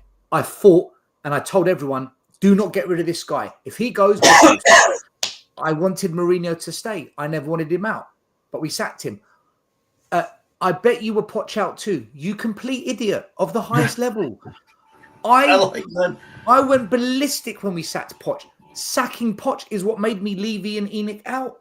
I was never Levy out until we sacked him. So stupid comments. And this one, look at this dumbass. Oh, he's an idiot. The style of play changed. Very different from the win now big game manager of Conte Mourinho. This manager we've got now has officially got a worse record than them. He's got a worse record. What has changed, man? Where do you lot pluck this crap? Do you literally go to the toilet, take a shit, scoop it out, and say, right, I'll put that on the comments? It's madness what they're saying. And I'm sitting here thinking, I'll let you say it because I let everyone speak, but I'm not going to just let you get away with what you're saying, some of you. It's bonkers. Look. Conte won the Italian League with Juventus and the Premier League with Chelsea. And on both occasions, both teams scored 90 goals plus in a season. So I don't want to hear anything about Conte's tactics were boring and this and that. He wasn't back properly. He had to play the cards that he had in his hands, and he didn't have the cards to be able to play the expansive way he did with Chelsea and Juventus. How can you when you got Davis, Longley, Dyer, Tanganga, at the back, Sanchez? Come on, guys. We all know about football. Let's be honest about this. You saw the players, the squad that Conte and Mourinho had, and by and large, Son and Kane carried them. If we're honest about it. But Ian, this is what cracks me up. Oh, by the way, quick super chats again. This Arsenal fan loves us. It's Spursy, mate. Thank you, Barrios. And he puts in a $10 super chat. Big up to y'all. Just came to talk shit, but big up. Thank you very much, mate. Appreciate it. The thing is, Ian, the fans that wanted Conte out is because his football shit. What the fuck were you entertained tonight? Were you as a fan entertained tonight? What was the difference from tonight and Conte ball? What was the difference in terms of entertainment value? Conte took us from 9th to 4th and kept us in 4th for 28 games. With a crap squad. 4th with a crap squad, and we were 4th. And we're nowhere near that now. Okay, we haven't got Kane and Son in the form of 2 or 3 years ago. But just think of what Conte did with that level of squad. Take out Kane and Son, and what have you got? He brought in, Perisic brought in for the second half of the season. He brought Kulu and Bentancur in. Perisic had brought Romero in. And Conte took those three with Kane and Son, built the team around them and got us up to 4th. And the goals scored were only the second. From when Conte took over in November through to the end of the season, only Man City scored more goals than us. So I don't want to hear any of this crap about, it was boring, it was negative, it was this, it was that. Why do you think Conte and Mourinho had to play a low block? Because they didn't have players who could play on the halfway line. I don't get it. I don't get it. I think to me, when I hear people say how good the football is now under Ange, that they're not having it. They don't want a serious conversation. They're just going to say whatever, because there's no way you can say the football we've been playing this year has been great football. You might want to say there's been a moment where it has, but if you've watched how he played under Harry, you watched how he played under Poch, and from what I've heard, I'm not going to talk about the Bill Nick days, but you know what I mean? Like, if you've watched those managers, the football we played under there, that is good football, and it is far better than anything we're seeing with Ange. So when I hear people say, oh, we're playing such great football, yeah, the results aren't great, we're not playing good football, then I know they're just lying. They don't care about reality. They just want to say nice things. Because there's no way you defend this football. There's Scott, no way. we play good football very randomly. Once in a while, we look really, really good. And then everyone holds on to that for dear life for the next month. And whenever it goes wrong, but let's go back to that one moment and just cling on to that. Well, that's not how life works. And look, another player I want to talk, guys, is this guy here. When he's not scoring tap-ins, what the hell does he offer us? Right? People say, oh, don't get on his back. Leave Brennan Johnson alone. He's got 10 GA this year. I'm like, yeah, great, good. When it's not working, when we need something, what does he give us? Nothing.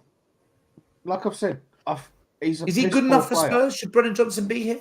Is he good enough for Tottenham to be in the front three? No, he's not. Not at all. Okay, he's scoring the tapping goals. You've got to give credit where it's due. And I'll still give him credit for the way he has gone up a level as such by getting some goals for the amount of abuse he got. So fair play to him there. But he blatantly isn't good enough. He's got pace, but can he take his man on? Can he help? Can he dribble the ball? Can he help? Can he even knock it past the player and run past the player? No. Can he hold on to the ball? No. Can he head the ball? No. Has he got any power on him of any sort, whether it's a shot, a header, a cross, a pass? No. Has he got any? I mean, did you see that pass he pulled off today? He had 2 players to pass it to within something like 8 foot of him, and he kicks it off the bloody pitch. Or no, sorry, someone managed to save it just before it went off. He can't cross the ball come love nor money. Not that anyone else really can except Porro. And he's and he seems to score a goal and then he's gone. He evaporates. But apart from the tappings, he's a shit player. Yeah, he's awful. He might be our worst player that we have, and there's a lot of competition there. He is awful. And the fact that people keep talking about all these goals that he scores, he hasn't scored a goal this season that I've seen that if you put a bang average, sorry, Mr. Boxoff for stealing your line, if you put a bang average player from a bottom half team, No. And the next time he creates a chance for a player on our team will be the first time. He never creates anything. What goal has he scored that's great, Ian? He hasn't done anything. His goals It doesn't matter. It doesn't matter whether they're skillful or not. As long as they go in the net, yeah, because that's his job. He's had a better season than Son. No, he hasn't. He has less goals and assists than Son. How's he better season than Son? No, he doesn't. He's got more goals than Son and more assists. No, he ain't got. No, he does. He has 0 assists. What are you talking about? Right. He scored 10 goals. He's got more goals. No, assists. I said I got that bit wrong. He's got more goals than Son. What the fuck has Son done? I didn't say, again, this isn't Son is good. Son has more goals and assists than Johnson. No, he doesn't. No, he doesn't. He doesn't have more goals. No, he doesn't. Tell me. Now, hang on. Where are your figures? What are the figures? 6 goals, 0 assists. Son has 4 goals and 3 assists. He scored 10. I'm not counting against stupid Carabag and Fair. What are you talking about? I'm sorry. One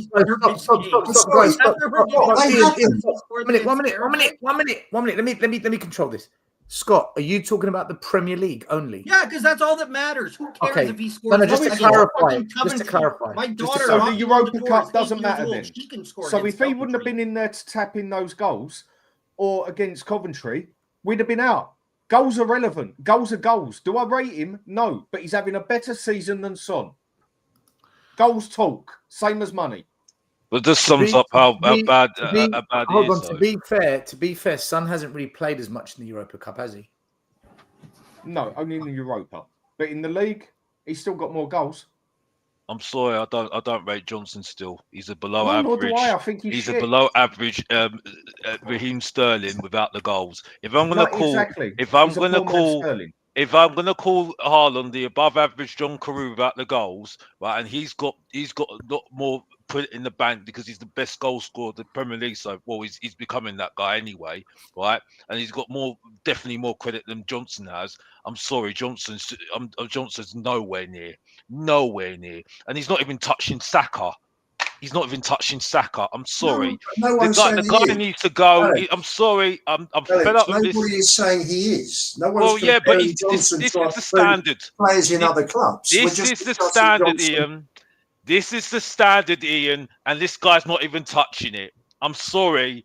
I can't do this. And this is on Ange. The guy that replaced the person that everyone goes on about Harry Kane. Everyone talks about Harry Kane and we miss Harry Kane. Yeah, when we knew that Harry Kane was leaving all last summer. Yeah, the replacement for Harry Kane, this club was making this replacement for Harry Kane was Brendan Johnson. That's how embarrassing our club is. Yeah, we had Brendan Johnson as our replacement for Harry Kane. That was the answer. Well, no, that was Richarlison. Well, no. It was actually Solanke. It was actually. Solanke was two seasons too late, and look how rubbish he is. That's the point. The point I'm making is right. The answer to Harry Kane leaving, right, was Brendan Johnson. Let's all think about that right now. No, Alex, I disagree because if it and would have silence been in the room. No, it's not. I had the mute on. If he would have been bought in for Kane, then he'd have been playing in the middle, not Son. I disagree, Dan. I'm sorry because why would they have bought him as a striker? Richarlison is no replacement for Harry Kane. I know that, but that was the intention to it. And if Johnson was bought as to replace Harry Kane, then why did Son play in the middle all season? But he obviously weren't bought as the guy should striker. be up front though. The guy should be up front then. The guy should be up Yeah. front, just hanging goal hang, and that's it, bro. Because that's Who's what that? pretty much Who's does that? anyway. Who should Johnson. be up front goal hanging? That's what he does. That's pretty much what he does. No. What he does is he makes these late runs into the box and catches defenders off guard for the tapping at the back post. But by the way, do you know who gets credit for that? By the way, for making him do that. By the way, it's your favourite Ryan coach, Mason. Ryan Mason. And look, little Dicky Bird told me that. But he wasn't bought to be. He wasn't bought to be Kane's replacement.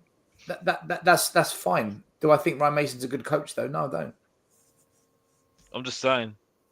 Yeah, everyone does something that comes off good, but the whole package, Ryan Mason's part of the problem with this club. He shouldn't be at Spurs. He's done nothing as a footballer. He's done nothing as a coach or manager. Why is he here?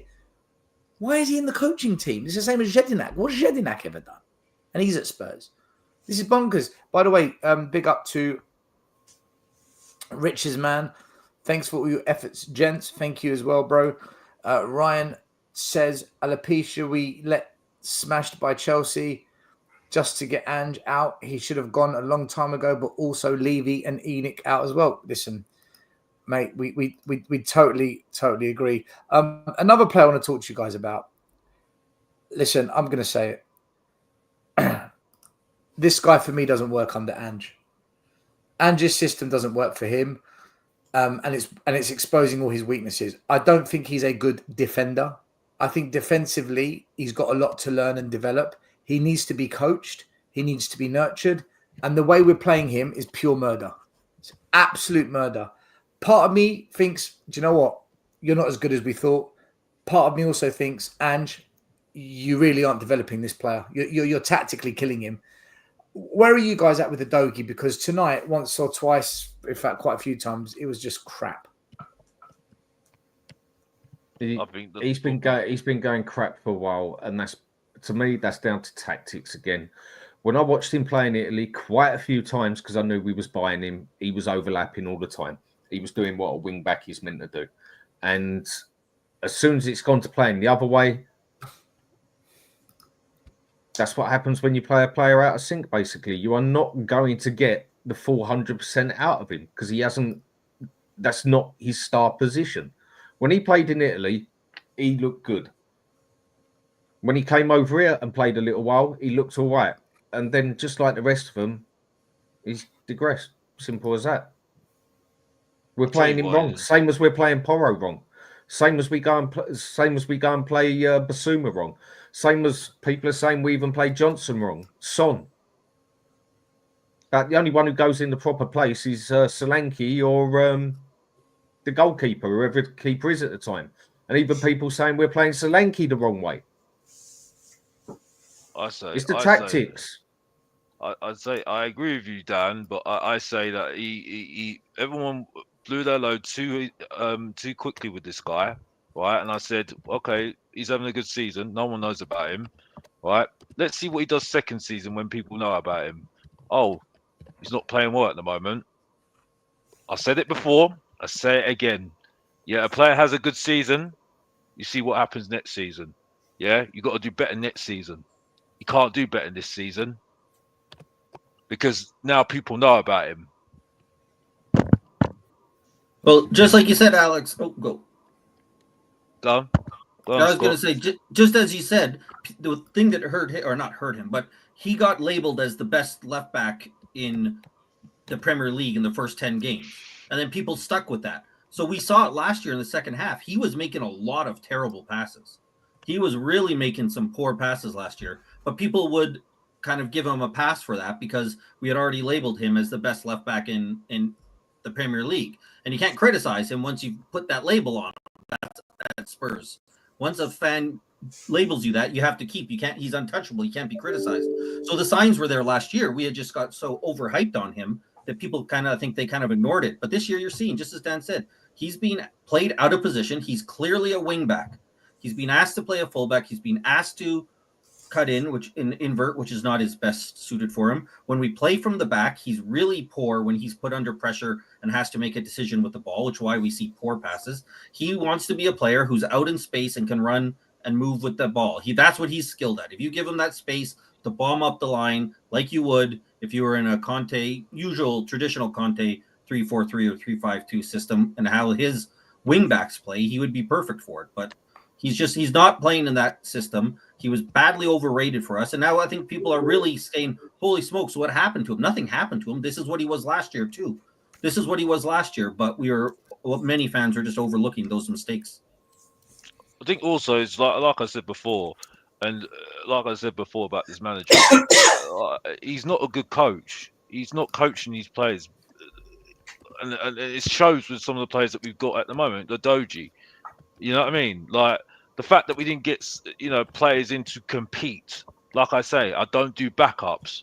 You know, it's ridiculous. You got Jed Spence, right, that we give a new contract to, right, but we're not even using him. So what's the point of getting him a contract for? You know what I mean? If you're not using him, you see what I'm saying? What is he there for? To just sit there, look good? You know what I mean? Reguilon's decent. Well, why would Reguilon want to play anyway? Because he's been discarded, hasn't he? So no, I think Reguilon is like Brian Gill, a good player in a league that isn't physical. Because Brian Hill right now is actually having a really good season in Spain, really good. And Reguilon was brilliant in Spain. I think this league, unless you've got that physicality, is too much. And I think they're technical players that can play football. They're not bad decision makers. They just don't have the physical attributes. Reguilon, I've seen him too many times just get pushed over when he's defending. He doesn't have the physicality. He's a bit like Solanke did today. How many times to get pushed off that ball to the floor? Yeah, but I thought Solanke was stronger than that. Yes, so did I. But he's meant to be this brilliant holding player for us and everything. Yeah, I saw him got pushed off the ball about 3 times with one arm like that till he was on his hands and knees. I just think the whole. Let me ask Ian. Ian, where are you at with Udogie? What's your thinking on Udogie at the moment? I think, listen, you remember he's only 20 years old as well, so he's learning his trade as well. You know, let's not forget that. We're not talking about someone who's 25, 26. I like Udogie. I think he started off like a house on fire. He got injured. He's not been the same player since. I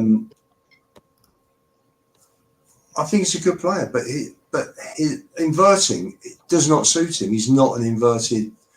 You know, it's like they end up playing as a 10. You know, these guys. It's ridiculous. I mean, I looked down from my seat on Saturday. There were 2 occasions where Porro was in front of the forwards, and Udogie was virtually level. And you just think, what's going on? It just doesn't make sense. I think Udogie is a good player, and I think under a coach that knows how to bring him on and develop him. As I say, you know, he's only 20. I think. For me, I like him. I thought he had a decent game today. He got cooked on one occasion, one-on-one, but apart from that, I thought he did okay. Considering, you know, he was one of the better ones out of on a really bad night. I agree. He's a good player, Ian. I agree with you there. He's a good player, but not in this system. This is not. Not for him. I agree. It doesn't suit. You know, but you look at the players that have played out of position.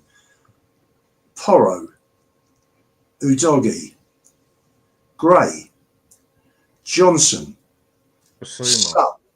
There's 5. No, not everything I say sounds like an excuse. It's not an excuse.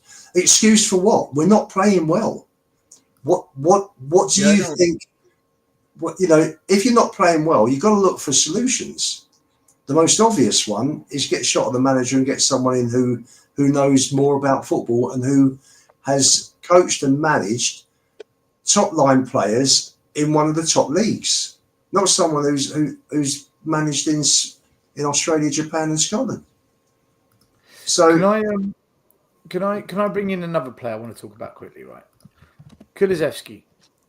Now, when we win, he's arguably our man of the match. And because of it, he gets called one of the best players in the Premier League. And then we get all these stats, very specific stats to show he's the best, but we ignore a lot of other stats. And I've always said he's not a top midfielder. He's a good player. I think Kulu is a good player, but he's not a top player. And the reason I say this is, where was he against Arsenal? Where was he against Ipswich? Where was he against Roma? Where was he against Crystal Palace? Where was he second half of Brighton? When we need you, Newcastle away. When we need you, where are you? Where was Kulu tonight? This is a consistent theme, not just with Kulu, but others. Where was Maddison tonight? Right? So I should really bring up Maddison as well. How can we call them top players, some of the best in the league, and cherry pick these stats to prove it? But yet, when we're up against it and we need our top players to show us why they're top, they don't do it. Guys, where are you at with Kulu and Maddison? Are they getting away with it? No. Maddison gets a lot of shit. Kulu don't. Kulu today, for me, had a 50-50 game in the aspect of there were times when he looked good and went for it, and then there was other times where he just lost the ball how many times in the game? 20, 30 times, whatever. But then that was like what he did in the last game as well. 1 minute he looks good, next minute he looks pretty poor, basically. And when it comes to that, he wasn't our worst player, but he just don't seem to turn up in all the massive games when needed. He does against City, but then it seems like the whole team turns up against City. It's just... Yeah. We need him in the bigger games. Maddison, again, another one played not necessarily out of position, but with no space most of the time. As soon as, again, we've gone back to inverted, he's got not so much space there, not so much option. And again, it shows blatantly. That's how it goes for me on that one. Yeah, I think Scott. Kulu, I mean, when you say gets away with it, he's a player this year that I think a lot of people are, you get a lot of stick if you start to criticize him. I said it, and I'll get more. I know the same guy who's going to say the same thing. Kulu is what he is right now. He's a good player on a mid-table team. We say all the time, do you get in into the club team above you? All sorts of player. Kulu doesn't start for any of the teams above us. He's a good player. He can play for a team like us that are in 9th or 10th position. And he's showing that this year, right? He's a decent player for us. He's not good enough to dominate all the time. He's not good enough to pick up the team. If the team isn't playing around him, he's not a good enough player to pick up the team and lead it and make the team better when they're down. But if the things are going well, he can fit in and he can look pretty good. And that's not me crapping on him. I mean, he's an okay player, and he's okay. He's not great. He's not bad. He's been our best outfield player this season. Yeah. And I think, though, Ian, that's why we're in 10th place right now. And to me, our best player this season has been the keeper. You know, you look at the shots that he's been stopping. I mean, look at the amount of shots that we give away, and you know, we sorry, it's English, that's all. No, just D boy, you're being a bit of a dick. I don't know why. We attract them tonight. They all come out the woodwork. Anyway, go on. Sorry, I've grilled Maddison enough. He just don't get the space he needs, and this minute he does, he looks good. But he's one of the most inconsistent ones we got as well. So with the English hat and that, mate, if you actually listen to what I've said enough about him, he don't play well either, unless he gets the bloody space, like we've said with the other players. Yeah. Go on, Ian. Sorry, just had to answer that. No, quite right. Some of the Ian, you mean both keepers? No, spot on, because Forster's been very good since he came in. Ian, can we talk about him? Because he's one more player I want to talk about. When we knew Vicario was out for 2 months, we all said the trees going in goal, the lamppost, God help us, fuck my life. Why aren't the youngsters getting a chance? Why isn't Gunter coming in? Why isn't Whiteman coming in? Why isn't Austin getting a chance? Listen, I'll go first. He's been our best player the last 3 games, hands down for me. I think Fraser Forster, he's still prone to errors. We saw him trying to pass out the back from tonight, nearly cost us. But the amount of saves he's made, listen, Vicario does that. We're all praising Vicario. You know, he saved us the points. He's kept us in it. I think if we didn't have Foster in goal right now, we lose to Fulham, we lose 3 or 4-0 to Bournemouth, and we definitely don't beat Roma. I think Forster has done really well since he's come in, and I'm surprised by it. And I hold up my hands and say I was not expecting that. Same. I even done a show about it. Let us down. He hasn't really let us down when he's come in. I think when he came in, there's a season where he covered. Was it Lloris got injured and he came in? He was an absolute disaster. Doing so, Conte. I think he was I remember it was an absolute shit show. There was the game last year. Was it last year where they kicked the ball in the corner, and I think he's still trying to fall down to get it. He looked so bad. I didn't see the game today, and I didn't see the Roma game, so I can't speak to him. But he was good in Fulham. I give him I don't like him. I think he's going to let us down before long. But good for him if he's showing up and making the saves. It seems like everybody says he has. He made a save from Dybala when he got down low to his left. The ball was going on the ground into the corner. That was a great save. Phenomenal save. Look, sorry guys, I don't want to keep doing this. Look at these morons. I mean, you complete idiot. Totally misleading still. Your goalkeeper will always be the best player when the team plays the way we do. Like absolute shit. He's only done what he's expected to do. Mate, he will not always be the best goalkeeper unless he makes the saves. It's the fact he's making the saves. Because if he doesn't make the saves, they go in the net. What are you? You know what? I think I've actually realised. We are hands down the biggest dumbasses as a fan base. I don't know where these people come from. Forster's only good because of the way Ange's tactics are set up. No, he's good because he's saving us every game because he's making the freaking saves, man. He's stopping the ball from going in the net. Oh my God. Do you not remember last season? All the Man United fans wanted Onana out of the club at Man United. Why? Because he wasn't making saves. He was fumbling it. He was dropping it. He was catching it in the net. He wasn't making saves. But if he made those saves, like he is this year, what are Man United fans saying now? He's doing quite well. It's got nothing to do with... He's a very good goalkeeper. But he's a good goalkeeper. The point is, our tactics aren't the reason he's good. He's doing well because he's making the saves when he's called upon. Mm. And the reason he's having to make so many saves is because the defence and the system is so shit. Well, that's the other side of the coin as well. So you're both right. You're both right. The saves he's been making, though, he has made some bloody good saves, like on Vicario's level, sort of thing.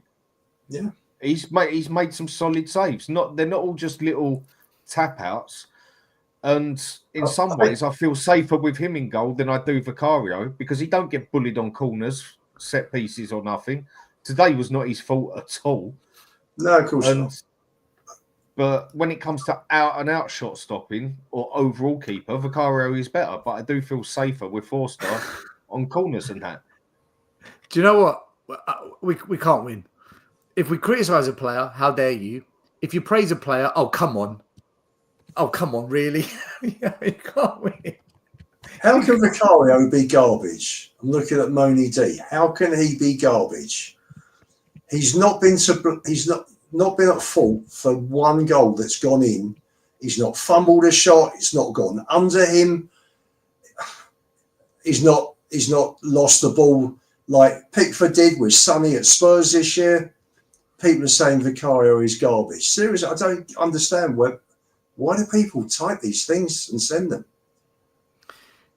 Do you know what? He's massively overrated, but he's not garbage. He's not overrated at all, Scott. He is. He makes so many mistakes that lead to errors that you don't count. No, he doesn't. He makes terrible passes and puts our team under error. That's him making mistakes. His pass rate is very high. Control the box in the corner kicks. You don't. That's his problem. Scott, go and check his pass rate percentage. It's very high. I don't get Bollocks. where people say he's bad with his feet. Oh, come on, Ian. Because he Mate, makes a mate, simple pass, and when he doesn't, it's a most problem. of his When the passes are simple bloody pass is 4 there, foot he can't away. do anything. He's awful. If me and you are on the pitch and we keep passing it 4 foot, 6 foot, me and you can have a 90% pass radius. But that's what he's told to do. So what do people want from him? Okay, I'm not Playing for disputing instructions. that, but using his pass control as a weapon as such, that's BS. Because No, me and but you can do I'm that. being told he makes terrible passes. He does, mate. He gives 4, 5, 10 We yard talked about passes. it. The game against Crystal Palace. No, he didn't, started it Costa. off because he can't. No, he didn't. Van der Ven and Basuma cost us that goal. Van der Ven by losing the ball, and Basuma by not giving Romero an option to give a 5-yard pass. That's why we Because he was conceded under that goal. pressure after the ball that Vicario put to him. Nothing to do fine. with He can make a Vicario. 5-yard pass. Good for him. We'll give him a medal at the end of the year. So why blame him for making a 5-yard pass? That's what he's told to do. Play out. From I the didn't. back. I said the problem is when the 5-yard pass isn't there, he can't do anything with it. But he got it to I know Romero. what- Yeah, Romero but, held it. but Scott's half right as well. Look at Forster today. As soon as it looks a bit shot up at the back and there was pressure on it, boots it up the other end of the pitch.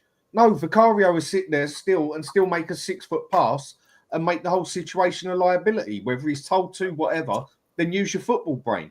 I think he's a brilliant keeper in a lot of ways, but like I've still said, there's a lot better out there than him because as an overall goalkeeper, there is a lot of adapting for him to do.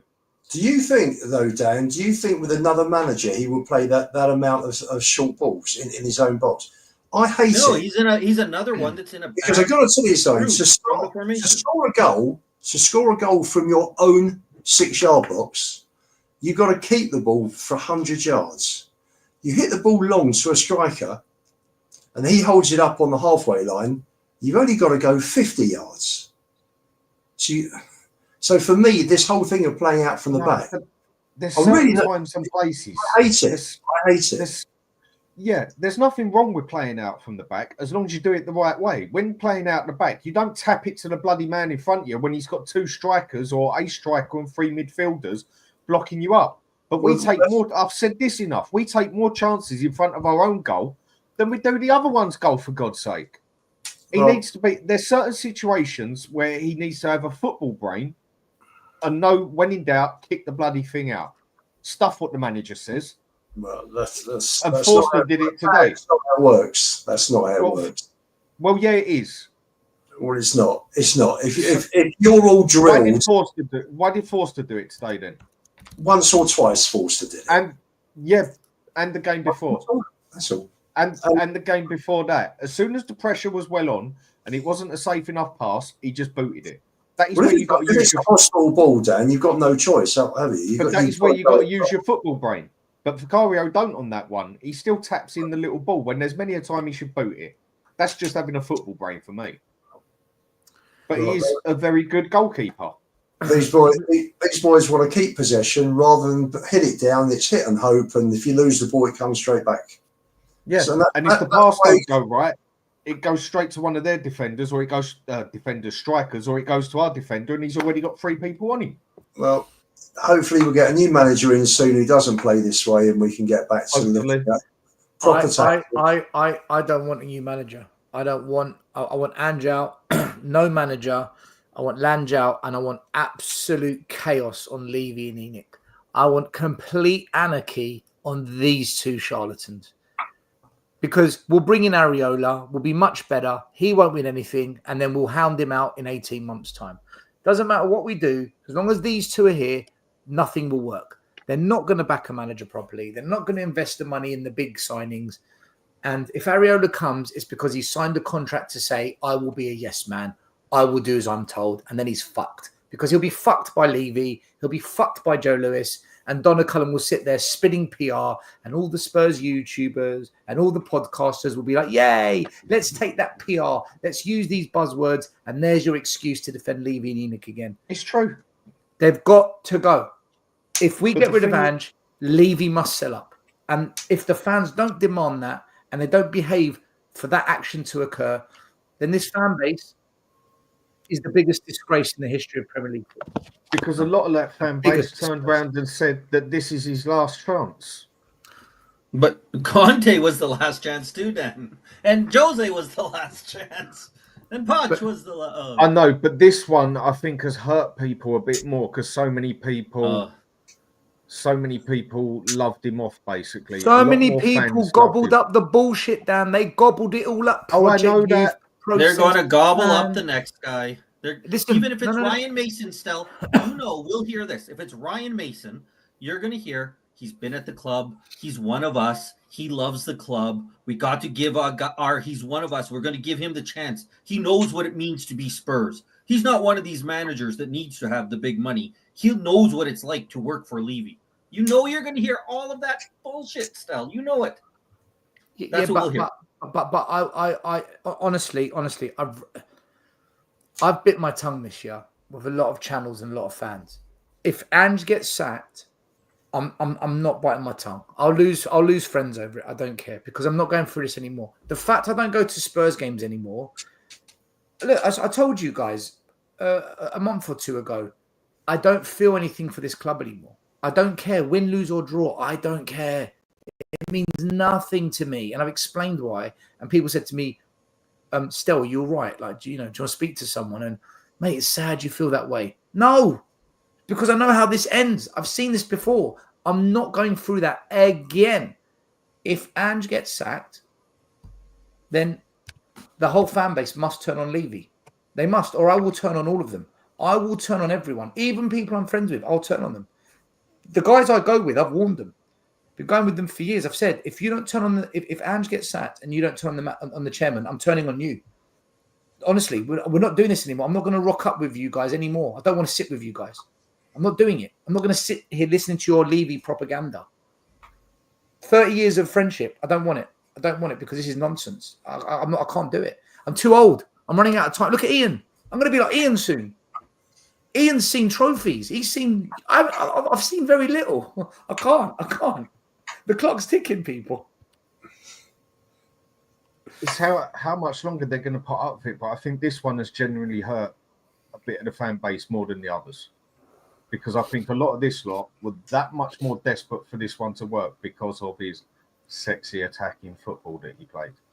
And I just do think this one is going to hurt a significant amount more than you will have seen off a few of the other managers. Dan, if he goes, Ben and Sim on We Are Tottenham TV, Ricky Sachs, McGovern, Chris Cowlin, Expressions, Flav from the Fighting Cock, all of them, I'm coming for you. I'm going to give you hell if you don't do something about it.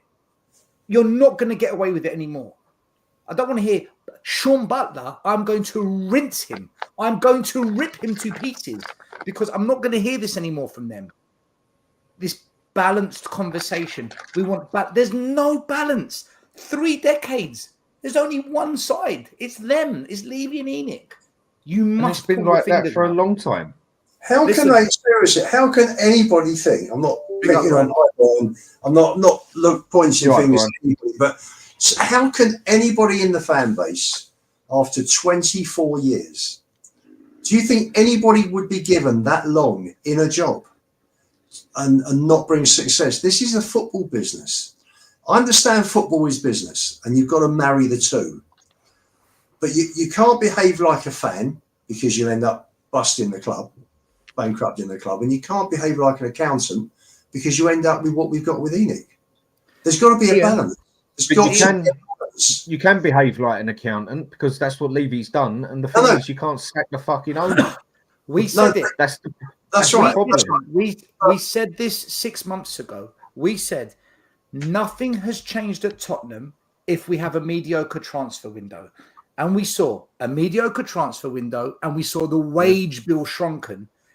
And we have been consistent with this. So if Ange goes, everyone must turn on Levy and ENIC, and it must be anarchy. When I mean anarchy, I don't mean flip cars up on the high street, petrol bomb the stadium. No. Huge demonstrations, Man United style. Protests like we've never seen before. Black Lives Matter level protests. We must.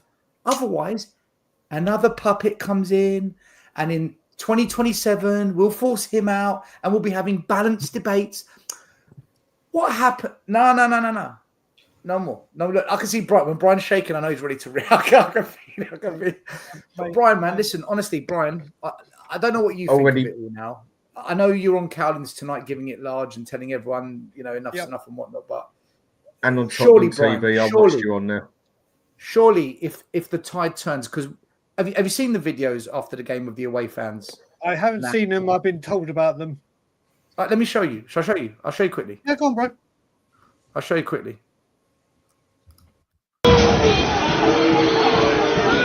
Foster, no clue. Foster, no clue, mate. Fuck off. Foster, no clue. Yeah, you. Foster, no clue. Fuck off.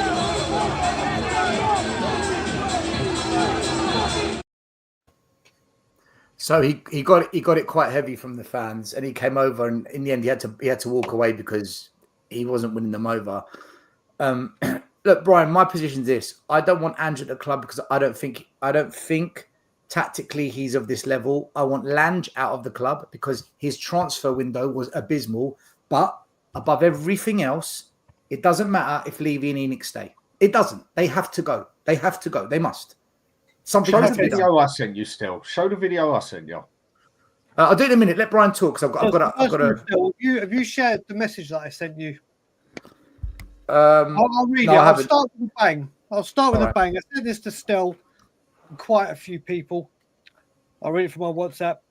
We are so poor and we will continue to be poor no matter who is in the starting 11, on the bench, the manager, the director of football, the transfer team, the scouts, the medical team, the kit man, the canteen staff at the training ground, the stewards at the ground, the people that pour beers from the bottom, the people that change the pitches for the NFL, the ones that lead the tours, the tour guides, the people that lead people up the skywalk, the people that wave the checkered flag at the F1 experience, and the ones that confirm concerts and boxing. As long as that bonus giving, hotel building, compulsive lion, concession abolishing, history erasing wanker that is Daniel Levy, this football club will continue to go backwards. We have players. I have been saying the very least the players should do when they cross that white line is show fight, desire, commitment, and respect for that badge. The very minimum they should do. They do fuck all. They don't care. They pick up 100 grand. I've watched teams. Still, you've been at games. Ian, you've been at games for long enough. I'll go back into the 90s. We had players like Colin Calderwood, Steve Sedgley, Paul Allen. I can go through those players are just like not held as Spurs legends. Razor Rudder, Gary Mabbott. I could go on. Players that if this kind of performance went on would grab you and say, what the fuck is this? What are you doing? Paul Stewart. We can go on and on and on, Ian. We're Eric the Viking, Justin Edinburgh. Some of those players may not have been the greatest, but they gave blood, sweat, tears, body on the line, everything. Terry Naylor, John Pratt. You could go back and back. These players do not give a shit. The manager, who as people will know, I've backed, so I will not turn my back, sits there doing nothing. We are playing. Listen, people were asking for fucking Jed Spence. Whether you think he's a good player or not, how long is it going to take to work out? No fucking manager trusts him. No manager has faith in him. So much so that literally this is where it is with Jed Spence. Work this out. He was the third choice out of the 5 players we've bought to replace Kyle Walker, spending double the money to replace Kyle Walker. And now he's signed a new contract because it's cheaper to put him there when Porro pisses off somewhere. So the third choice that was replaced by the 5th choice will then be the first choice. But no. What we're going to do is we're going to play we bought to play in midfield. We're going to play him there. And then what we're going to do is we're going to play Kulusevski out wide. And that means we have to put Brennan Johnson, who was shocking today. Shocking. And you know I'll back Johnson. We'll play him on the left, even though we've got Timo Werner, whether you like it or not. He is a left winger. But no, we won't play him there. This club That's down to the is manager. branded, and I will say, and I've said this on streams before, we changed to this game-changing stadium to buy better players and spend bigger money and pay bigger on wages. Everyone who pays for your season tickets or tickets as members or non-members, your ticket prices are going up. Your merchandise has gone up. The food and beverage has gone up. Everything for the supporter has gone up. But the quality of player and the wage bill has gone down. And then what happens? You do that, and then what happens is Tottenham, the mighty Tottenham Hotspur, go to Bournemouth and get outclassed, outfought, outbullied, and had players that gave more fight, passion, and desire in a stadium that fits into our fucking South Stand in the white wall of fucking silence. Yeah. Yeah, they But could half show of what you said, Brian, it's the manager. Mate, it's listen, Dan, it doesn't matter what manager comes in. Whatever manager comes in, listen, Ange, mate, believe me, right now I am on the cusp. I am on the cusp. And for me to do that when I have never turned on a manager is saying something. I'm on the fucking He's just give you 5 reasons to, Brian, because at the end of the day, you can't blame Levy for putting Archie Gray on the right. I can't know. For putting Kulu on the right, and that it's all listen down to to what the I'm manager. saying. That one. But it doesn't matter. This isn't the first manager it happens to. We have got no. Michael Dawson used to fight. Would put his body on the line, do everything he could. There's no. Spurs done this massive multi-million rebound where we took Tottenham Hotspur off the logo, where we changed some stuff and we've changed our way that we do our team lineup. Tottenham for the last 5 years have rebranded the word leadership. We don't have a leadership team. We have an experienced team. There are no fucking leaders at this football club. Not one of them. No, not one. So it doesn't matter. Whoever comes in, Dan, the exact same thing will happen in 2 years' time, or less. We'll be here. Always have money, because what we do is we spend millions and millions on quantity, not quality. And then the next manager will come in. He might not like Gray. He might not like Burval.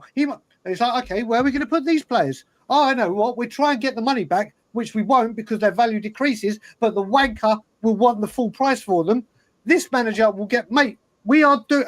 I agree, but don't you think a better manager would get us better results with that team? No, mate, what? Like, mate, Conte tried to do that. Got fucked over. And he did. He did. No, I'm not talking about that.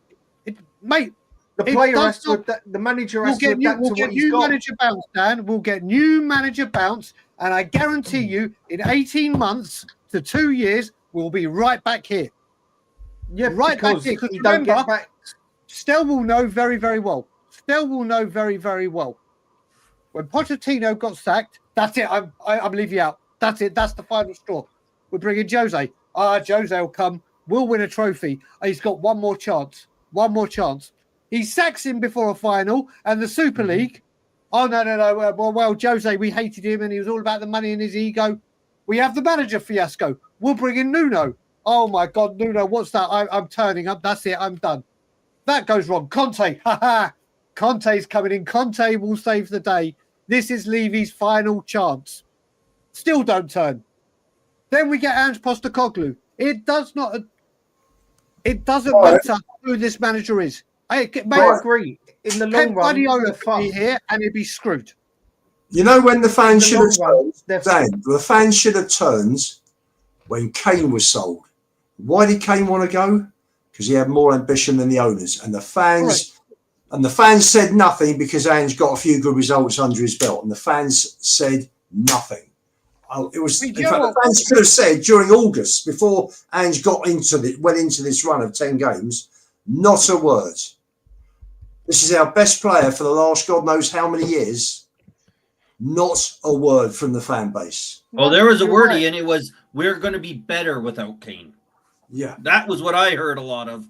We're going to be better without Kane. He doesn't want to be here. He doesn't care about us. Screw him. That was the way, right? It got nasty about Kane. Instead of us, like you said, as we should have done, reflected about the club and said, holy smokes, how is a player that's been with us this long, done so much for our club, has to leave now because he can't reach the highest levels of his game that he deserves? And many fans' reaction was to attack him, not the owners, which is crazy. It's so sad to see. Guys, Dan, listen, Brian, Scott, Ian, I stick to, and everyone watching the show, I stick to what I've said, and I'm not budging. I want Ange out because tactically he's inept. I want Lange out because he's a puppet to Levy. I want Scott Munn out because who is he? And Levy and ENIC must go above everything else, because I agree with Brian. We'll bring in another manager. He'll do a better job. He won't win fuck all. We'll get frustrated with him, and then we'll turn on him as well, because Levy and ENIC won't do what's needed. They've got the money. They've got the infrastructure. They've got the power. They don't give a fuck about us or this football club. He's already said January we're not spending money. Look at this team. Tamworth would have given more fight than we did tonight. I agree. But the only bit I don't agree with you on, Brian, is a better manager would have had better results with this team. Because how many times has it come to his choice of player? Dan, I'm not, you're not listening. I'm not disputing that part. Conte came in, got better results. It doesn't matter. In 2 years' time, whoever comes will be gone. In the whole time Levy has been here, Hodge and Redknapp have seen over 3 years. Only one manager in his 25 years of running this football club to the ground, only Pochettino has seen out his contract. Yeah. Let that sink in. Only Pochettino. So if anyone thinks a new manager is going to come in and save the day like a white knight and everything will be wipe the slate clean, this is it. This is where it all changes because this is the last time we're going to change. Brian, okay. Here's a question then, right? What do we do? If we keep Ange and these results keep going like this, it's going to go toxic nuclear. Levy will react to the fans wanting him out, which is what he always does. But if we get rid of Ange, the cycle starts again and Levy gets a get out of jail free pass. So what is the solution in this case? The only thing is, listen, I will say I've been reached out by quite a few people tonight, and people that do mean business. People, Mate, I've had it non-stop. Are they going to turn up? I've had. Are they going to turn up? Listen. There's a couple of people I do know, not from the group that I'm in. This is it. They're already planning for Liverpool. I think it's on the 22nd of December or something like that. That's already been planned. Listen, people will say you were on your show about the owners the other day. I don't even want to talk about them, but I want to. And you said something very true. Well, when I said, and you rightfully said, I do as I say and I say as I do. If the protests go again, and I was speaking to Scott M about this. I don't know why I have to say M every time I say his name. Scott. I was speaking to Scott about this, and people will know if protests get going, I'll be there. I will be on a flight because I have always said when I'm going to be there, and I'll do that. I will go to the ends of the earth when it comes to this matter. Everything I've said I'll do, I've done. And it needs to happen again. But this time, and this is the big part right now where we are. I've actually spoken to Scott many times about this over the summer. The way to get change and people on board is not shouting, screaming, calling individuals out, how the hell are people going to come on board if all, and this is on both sides. So I'm not just saying from Levy out to people that go, happy clappers this, happy clappers that, you're negative. The only way this happens is if people say, right, I want what's best for my football club. I don't believe in this ownership. I want change, and work together to get it. Because as long as Levy out people go, you're a happy clapper, you're deluded, you're fake positive. Just like they call us negative, and every name under the sun we've been called still, there is no way thousands come together if we're bitching and moaning. It's like people need to drop their weapons and say, right, enough of going at the fan base and having a civil war within this fan base. I want change. I don't agree with this ownership. Let's do something about it. And I've said it before and I'll say it again. People that do want Ange out, that go to the ground, go. So I've been excluding all the internationals, all the people. You go there, you tweet a big game, you chat a big game. When you're in the stadium, why don't you sing it? I know some got started today, away fans, because the away fans will. Mm-hmm. If you want change, whether you are Levy out, whether you are Ange out, do something about it. Don't just go on social media and start a war with each other and call each other out and get abusive, racial, personal. There's no need for it. But Brian, the issue we've got is some fans don't think they're the problem and that they've got to go. Some Correct. fans, listen, I'm sorry to say it. You know, you go on his show. Is he going to go to the protests and promote them? Is Chris Cowling going to put his foot into the court? Because if not, his expression's going to put his foot in the court. Will Ben and Sim finally say, right, we're going to go back to it? Will last word on Spurs? Ricky Sacks, Crackers, will they? Will Flav, the fighting cock, is he going to pull his finger out of his backside and say, do you know what? I've got to stop this sucking up. I've got to do something. Because this is where I'm at with it, Brian. You will go. I will go. All the Tottenham away boys will go. Ryan Isaacs will go. Red will go. Dan will go. Ian will be there. Johnny will be there. We will get our crowd. But these other YouTubers and podcasters, Mitch Mettons, the ones that say they're Levy out, like Patrick Tyrant, who never comes to a protest, are they going to finally do it? Because that's where it's at. I won't speak about people that I don't stream with or I don't go. I'm not going. All that I don't get involved in all this nonsense, and you know this still on anyway. I'm just saying it because they're the ones that need to promote it and get involved. Again, I'm going to go back to speaking with Scott, and I've done this with Ian. I've done this with you still and Dan. I said, listen, I'm sick and tired of preaching to the converted, and the converted don't come. I need to change tact. I need to be a little bit more. I need to, one second, I just need to tone it down a bit, still say what I need to say, but in a different way to get the message out there. Loads of people, Cowling will never have Levy out on, Cowling will never have Levy out on, Cowling will never discuss it. I go on it and discuss it, I get called a sellout. Even though I'm going on there speaking to thousands of other people that wouldn't hear it, whether Chris turns up or not is not the question. The fact that Chris Cowling will have someone who is vehemently Levy out, and without blowing my head up too big, one of the most recognised Levy outers on YouTube, so whatever. I would say if people said name me a Levy outer from YouTube, still yours and my name would probably be very, very top of that list. I go on there and speak it, and Chris lets me speak it. Other channels won't even entertain the conversation. Still, you and I, a few years ago, or a couple of years ago, we went on Flav's show.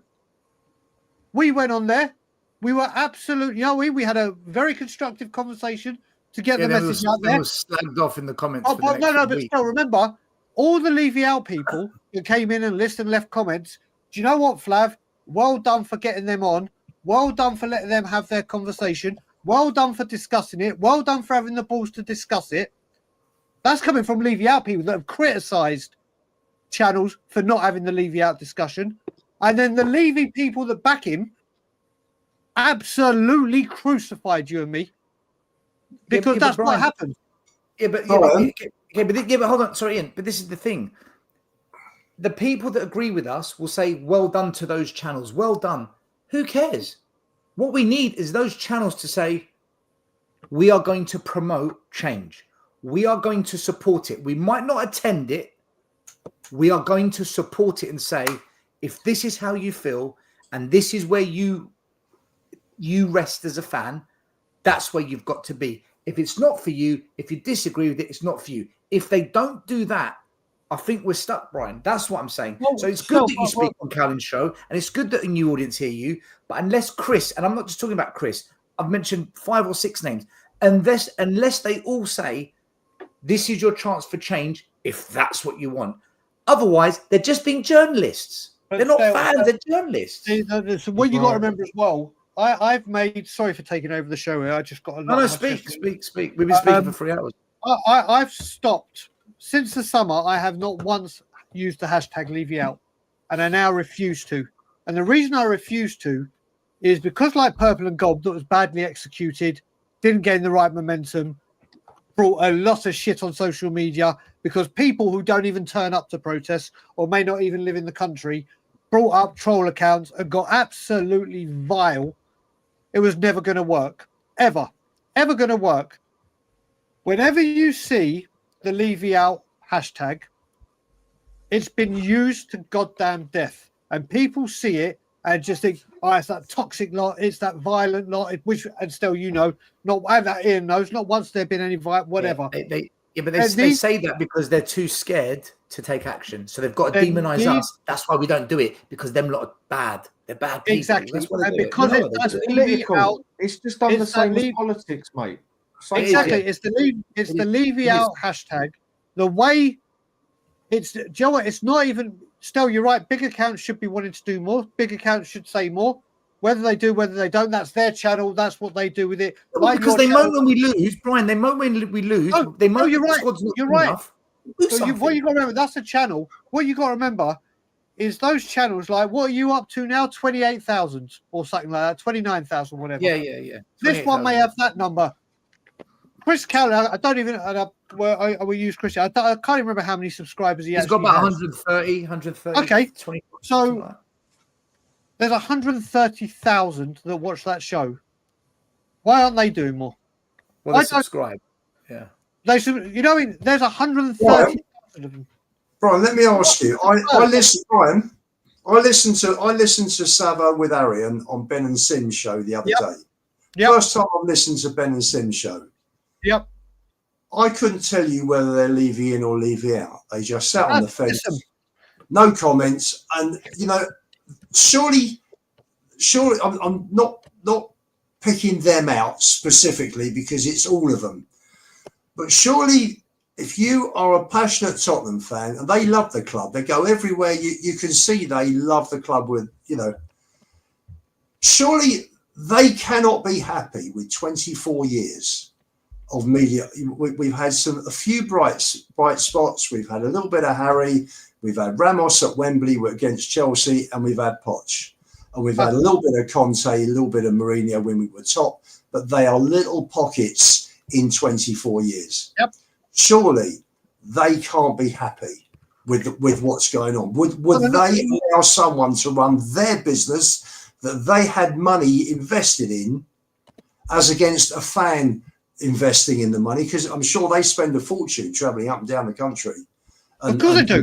In podcasts.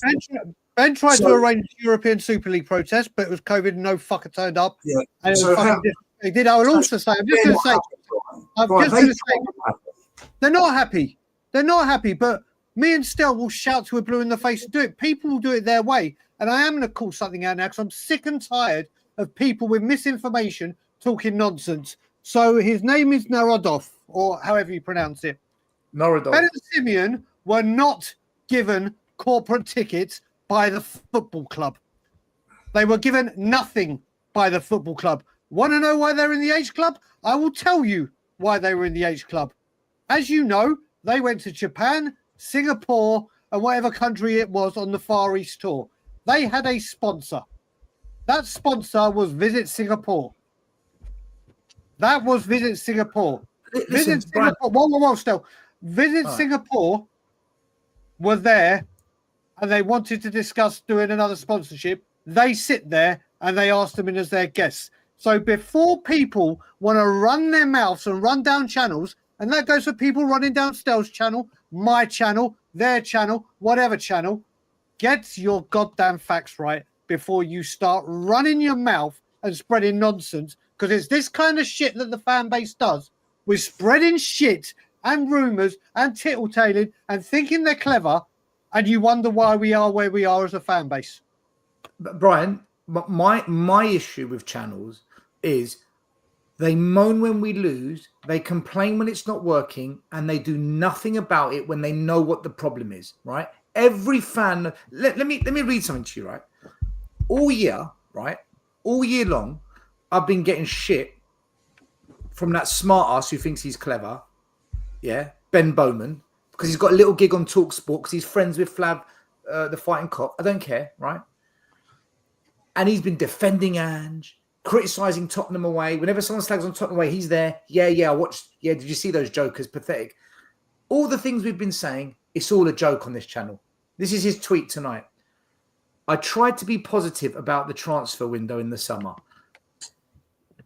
Did so much good work to get rid of all that deadwood, and I was happy with the players brought in. But fuck me. What an absolute stinker when you think about what we really needed. Oh, this, Brian, this is the problem. So now he's realised that transfer window was shit and it wasn't good enough. After 6 months of him trying to call me out, he looks like a muppet now because I've got a year's worth of videos to back up what I say and I haven't budged. Is he now going to say, right, that transfer window, I've got an issue with LANGE. Who hired LANGE? I've got an issue with Daniel Levy now and ENIC because that transfer window is not good enough for the man who I think is the right man, Ange. Ange wasn't backed. This is when now I'm looking at fans like this to say, right, if this is how you really feel now, that's the message you've put out there tonight. If that's how you really feel, then there's only one place to point the finger at. Are you going to do something about it? And this is why I mentioned all those channels, Daigle, because listen, you, me, we're top mates. Yep. We know where we are. Yep. I am firmly of the belief, unless all the channels take a stance against ENIC and Levy, we are not going to shift the needle. We're not going to shift it. Because... No, listen, go on, Scott, bro, go on. Well, sorry, and I'll try to tie it into what you were talking about earlier. And Brian's probably all heard this before. I support Brian 100% about what he's trying to do. The difference is, and he knows, I don't think that we're going to convince any of those fans. I don't think those fans want to change it. And I think exactly why this statement, when Ben Bowman said, I was just trying to be positive. No, you weren't. That's such horse crap. That is baloney. He said these were good moves. It wasn't being positive. He made videos where he tried to explain football-wise, right? He was saying he wasn't being positive. He was trying to make football reasons why he's good. Now it's clearly shown that it isn't working. And instead of coming back and saying, you know what? I got it wrong, and I need to give some people credit that got it right. He's trying to go with, I was just trying to be positive. I just want to be positive. No accountability.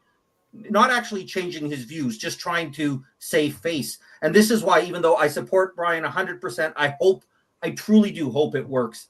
I struggle to take that same diplomatic approach because I just don't think we're changing these people's minds. And that's the problem. And I don't think I'm changing minds. So I don't think there's anyone out there that I'm going to bring over to the side. It's also so much easier for me to say it because I don't have near the platform or the profile that Brian has. So I can go out there and be negative because people aren't going to listen to me and change their mind either way. But this example of Ben Bowman is these fans who say, oh, we're going to do this and we're going to have somebody on there. We've seen it. They do it for this short little time. And when the wind changes slightly differently, they're going right back to where they were because that's who their true color is. And their true reality is they don't want change at this club. They're happy with what we have. Yeah, but Scott, these are the same fans who are now saying the squad isn't good enough. Ange wasn't back. And these are the same fans that have done videos talking about the finances and the wage bill being trimmed. So if this is what they're saying and this is what they believe, what are you going to do about it? This is my question. But listen, Brian's shown everyone what he'll do about it. I've shown everyone what I'll do about it. Ian has. You have vocally on these shows. Dan's now involved. He's showing everyone what he'll do. What are they going to do? Because this is where we're at. Listen, our group will make noise. Our group will get some media attention. Our group will get some Levy out chance. That only gets us so far. That next push has to come from people saying, we're not doing this no more. You guys actually had the point.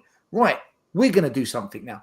That, Brian, that's the bit. That's the bit that needs to happen. That is the bit, but still, what we need to do as well, you got to look at it, and I'm listen. If you're one of the people I'm about to mention, and I'm not going to mention names or anything, there's 62,500 people in that football stadium.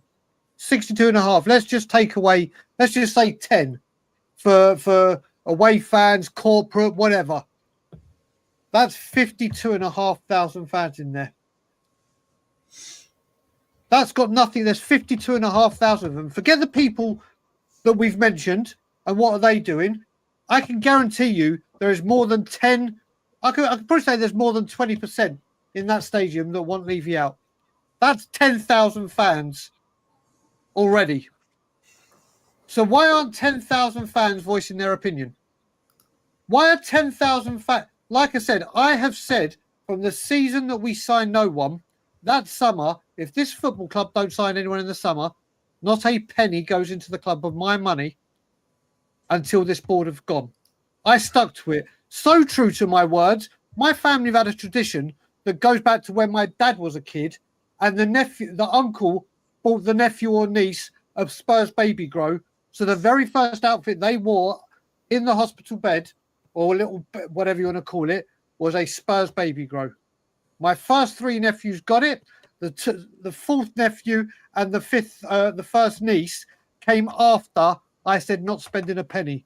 I have just broken a 60-year family tradition, probably more, because I refuse to do it. I got offered a ticket to go into Ipswich for free because I won't give him a penny. After I walked out in the Man U 2-2 and vowed never to go in there. When I was in there, if Stel said to me, Brian, do you want a drink or not Stel, because he wouldn't spend a penny, that's a bad example, but someone said, do you want a drink? No, I fucking do not. Because it may be £3 or whatever, but you're spending £3 of your money on me to give that bloodsucker money. Fans need to stop. Forget channels. This goes so much bigger than YouTube channels.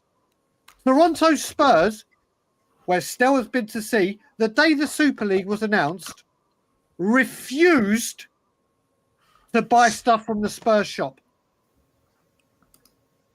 because of what happened. There are certain things that goes on that is a lot bigger than YouTube. Yes, YouTube is a big part of modern day football and not just for Tottenham, but every team, big or small, England, Italy, anywhere around the world. The number one powerful thing is the fan base. Yeah.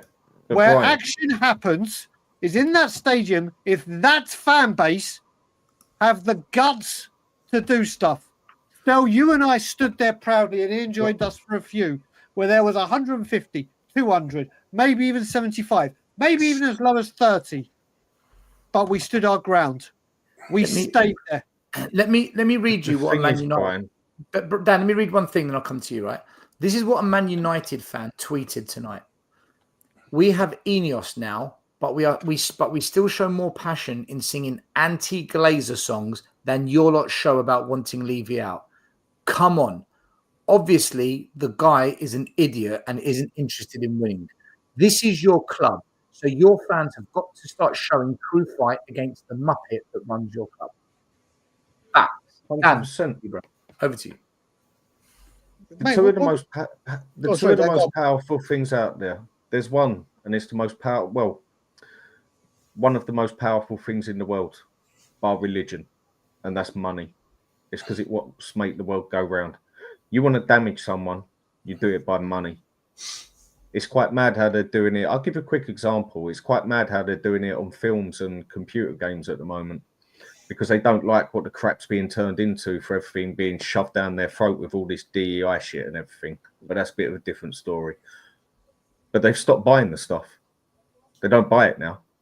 Now half of these companies going under and they have to change their way if they want to sell their stuff. Same as what's happening with all the films.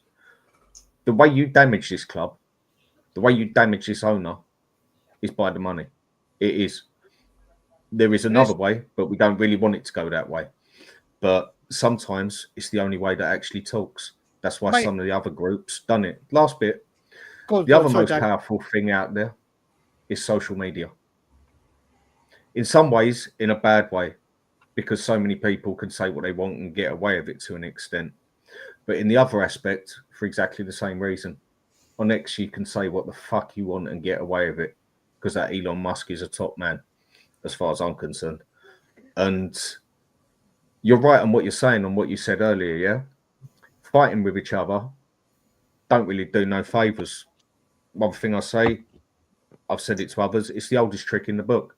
The Vikings came over, we couldn't handle them, they tore us a new one. So what did we do? We said, right, you, we'll give you this, you, we'll give you that, team up with us.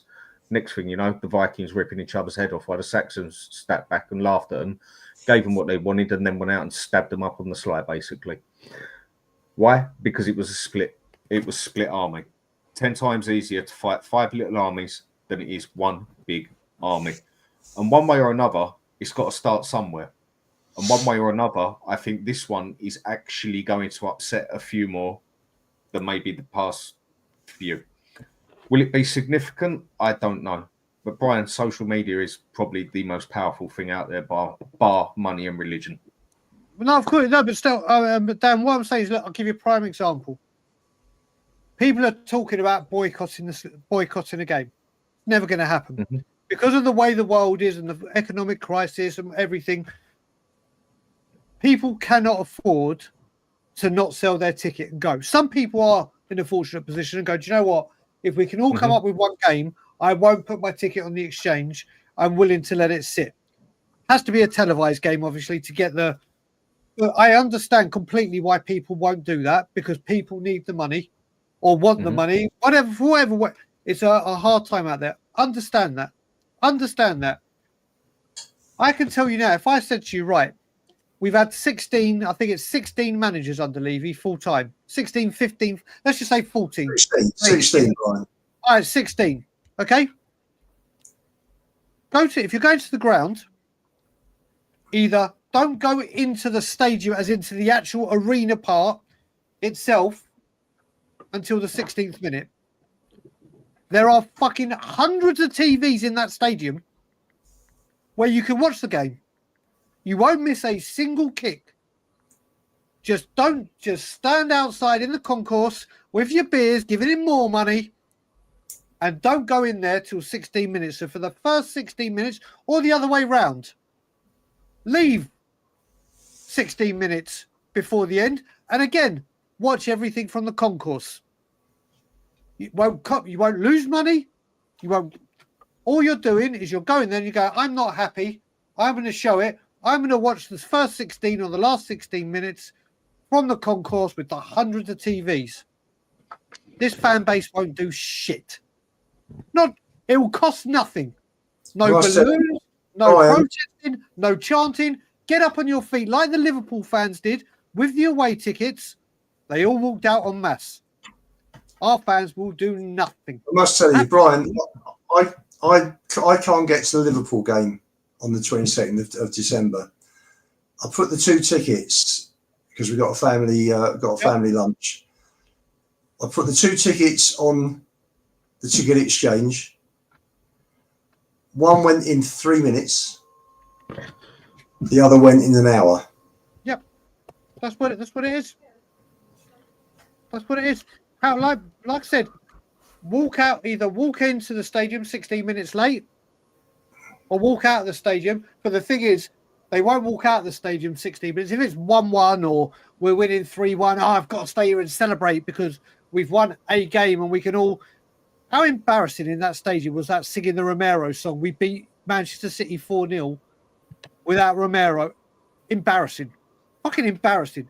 So don't walk out with the last 60 minutes. Walk in 60. This is just me spitballing. Walk in 16 minutes into the game. Won't miss a kick. You watch.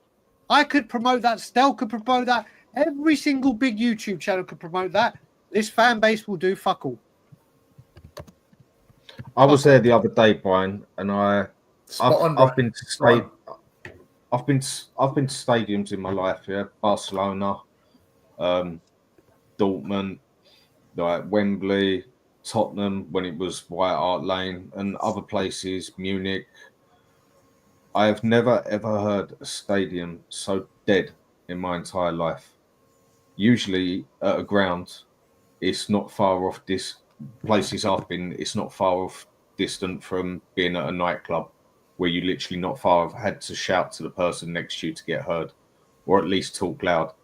On this one, I could talk with my voice down, almost whispering, and my wife could hear me. It was Dan, dead. do you know what? Doornails. Dan, do you know why? Dead. Do you know why I walked out of the Manchester United 2-2 after the? That was my last game in the Levy Bowl until Levy sells. The reason I walked out of that stadium is we were 2-1 down. First of all, we got all the balloons on the pitch for the first time, the black balloons.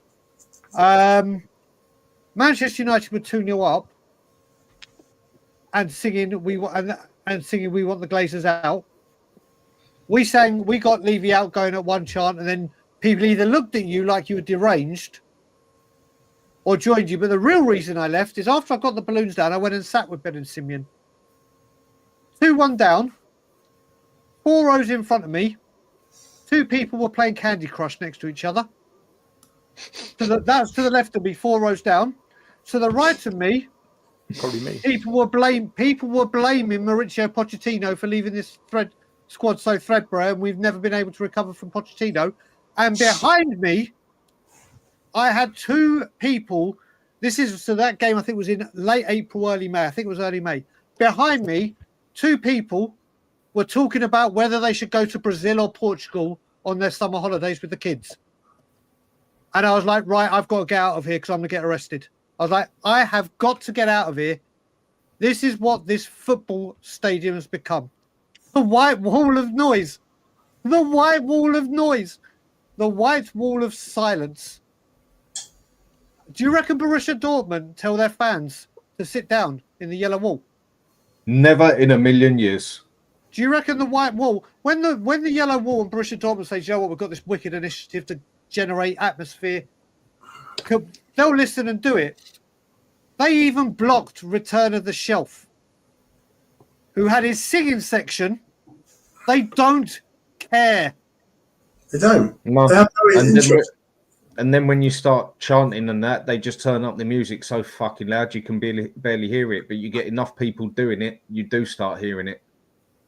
But Can I just quickly read a super chat, guys, because it's been sitting here for a while, and I don't want the person watching to miss to think we haven't read it out. A user says, "You want to laugh? Check out this news clip. Jerry Jones apparently content owning only one team with a long-held reputation for failing to win titles."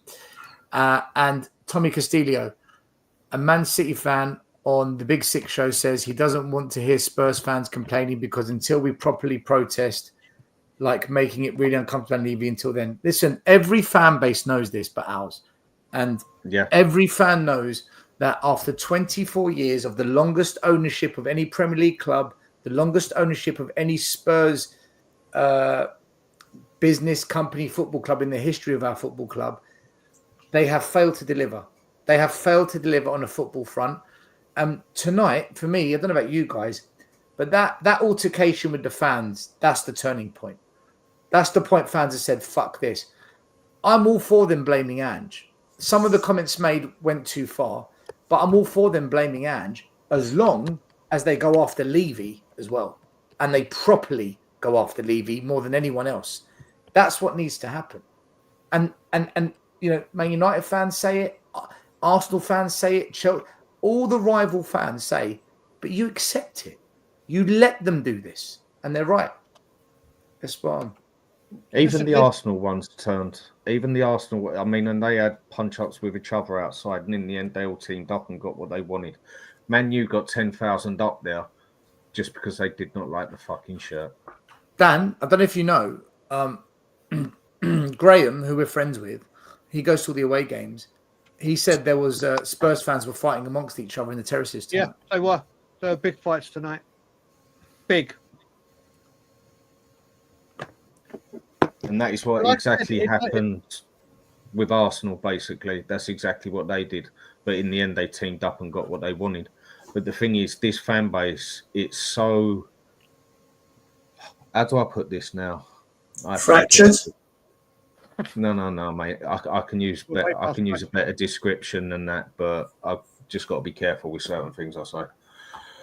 I think this fan Divided. base. We're completely divided. We're not Yeah. united. We're not together. We're not a fan But base. the problem We're is, customers. yeah, We're but it's customers with also the different people vision who are the of how we want the fans. customers of how to It's be served also as the customers. people who are the fans. One thing you get at Spurs with a lot of fans is one thing I've definitely found over the years, and especially since I've been doing this, I'll say it straight. So many of Spurs supporters, high majority of them, in their 50s, whatever, and that, so far stuck up their fucking own arse they can smell yesterday's dinner, got a hell of a lot of money in their back pocket, quite happy with the businessman side of it, and look on it on Levy's side of it, quite happy with how it ticks. And that is a lot of our fan base. And they can't be bothered with the hassle or everything else because they've got plenty of money for everything.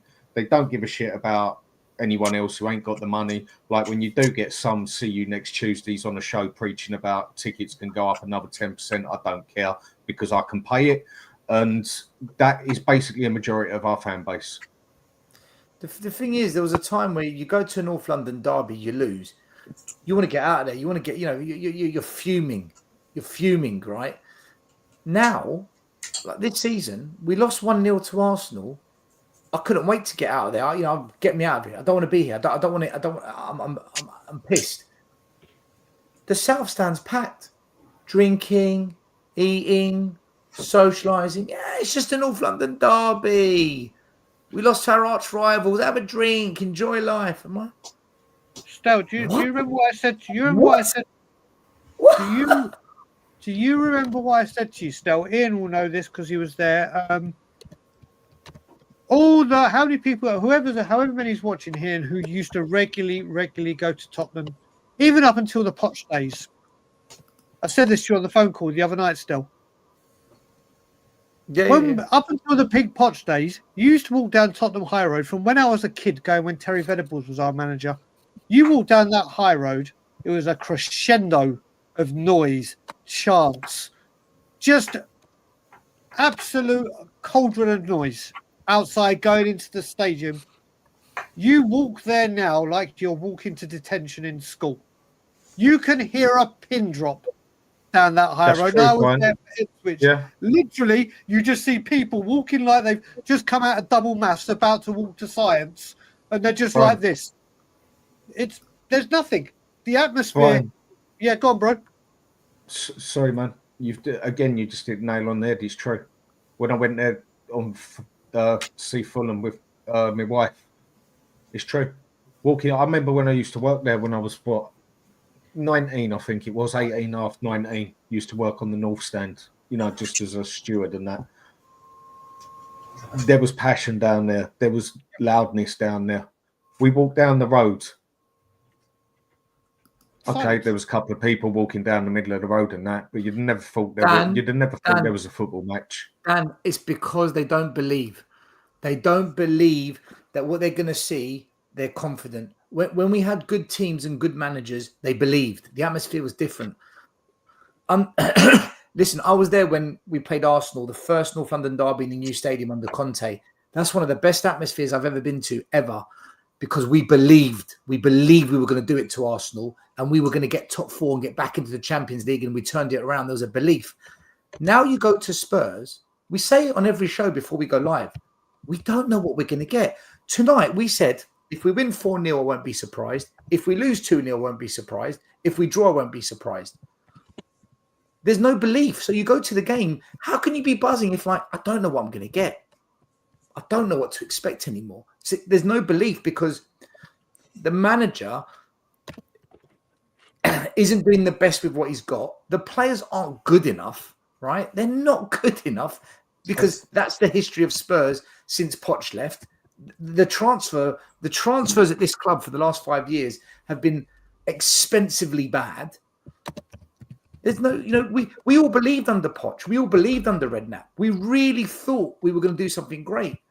Since then, man, listen, I think it's fair to say now he's got his stadium.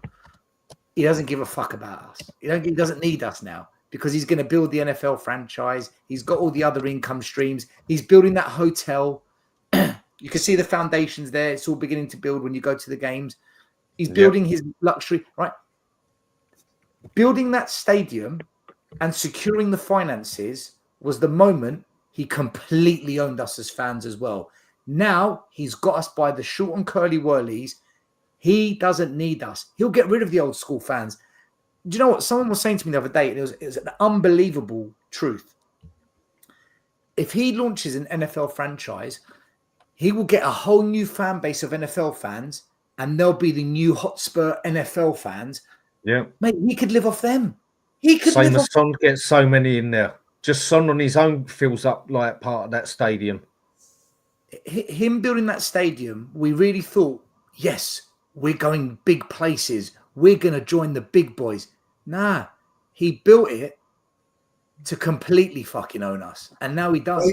They make 5 times the money on an NFL match than on a Spurs home match.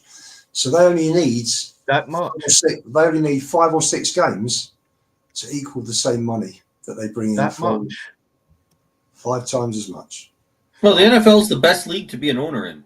Those guys make their money back before the season starts, just on the TV contract they have. Oh, I know it's massive what they had, but I didn't think that it had that sort of effect over here. You learn something new. All the people they get from Germany and all around Europe, you learn something new every day. I didn't think it was that much. No, my pal that I go to football with was on a stadium tour 2 or 3 weeks ago, and the guy that was taking them round and talking everybody through actually told them, you've got food and beverage, which they get. And then remember, it's 3 hours. The ground opens 3 hours before. You got a 3-hour match, 3 hours after.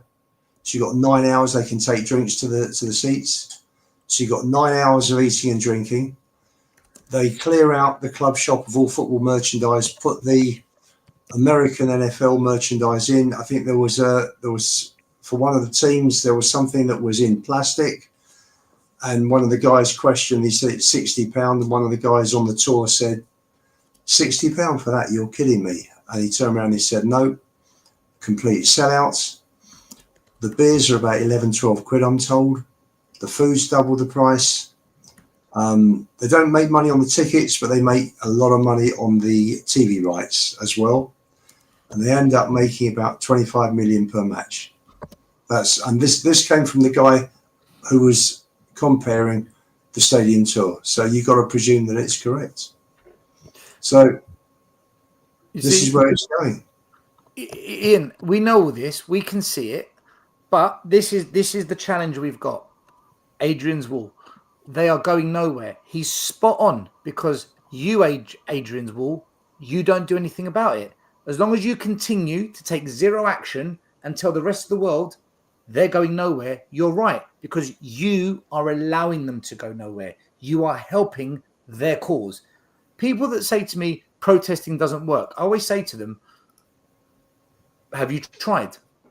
Have you been to the protest? They go, what's the point? I'm like, the point of protesting is to begin to get them out. But it doesn't work. I'm like, okay, have you tried? Yeah, but you only get 100 people. Yeah, because you don't turn up. You don't attend. So they've got nowhere to go. I feel like fans have got an excuse to not take action. Whatever their reason is to not want to, fair enough. But don't make excuses for it. Just don't say anything. I'd rather fans don't talk about ENIC and LEVY. Don't get involved in the conversation. Don't have a say on it. Or if you're going to get involved and you're going to have a say, do something about it. If you don't do nothing, you are part of the problem. You are facilitating it. You are allowing it to manifest. This is the issue we had last year. We'd go to protest. We'd get 150 emails. God knows how many text messages. What time is it? Where is it? I'm coming. Enough's enough. You go there. They don't turn up. They don't turn up. And then, like I told you guys before, now they contact Brian. They contact me. You got to start the protests up again. You got to do something. Why? We did it. You didn't. You weren't interested. No. You got to do it again. You do it. Show us. Show us, and we'll turn up. You set it up, and I'll turn up and back you. Go on. See, this is where we're at. Everyone wants to have a say on it. Do other people know how to set it up? Dan, everyone wants to have a say on the subject. I don't know. Dan, you go there, you hold a sign, you're protesting. You go there, you hold a sign, you're protesting. You don't even need a sign. You can just go there and shout something. Leave you out. Leave you No, out. what I'm saying is, do other people know how to set it up? I don't know. Listen, Dan, what I will say, the amount of work, like as well as... Okay, no, Brian, sorry, Brian. Dan, if they don't know how to set it up, don't tell us what to do then. If you don't know how to set it up, don't tell us what to do. Because we Fair get enough. told what to do all the time. You know? I'm just Sorry, asking Brian. questions because I don't know myself. Dan, you know what it is? Where I was going with this is obviously you and Stel both know how hard it is to schedule YouTube, our own channel, to provide content, to do this, the planning, the thumbnails, the guests. So big up, JC, brother. So when it came to the protest, obviously, I'll give you an example, the training ground ones. The very first one, when me, Ryan, I don't know if Graham is still in the chat, me and Graham, in the group that we're part of, we were talking about things to do and this needs to ramp up. And I started saying, right, we were saying, let's wait till deadline day and see where we're at. And then all those rumours started about whatever player and this player weren't happening. And then me, Ryan and Graham said, fuck this. You guys, a lot of the guys, I know you're busy. We're going to go there. This was the night before. We turned up, 3 of us, at 6 a.m. on January the 16th. 6 a.m. and stayed till 6 p.m. Obviously, gathering it. It got a bit of momentum, and then Kula said blah, blah, blah. All the banners over. But when it came to the match, once we did that, people said, right, you need to start doing it at the stadium. Like we did.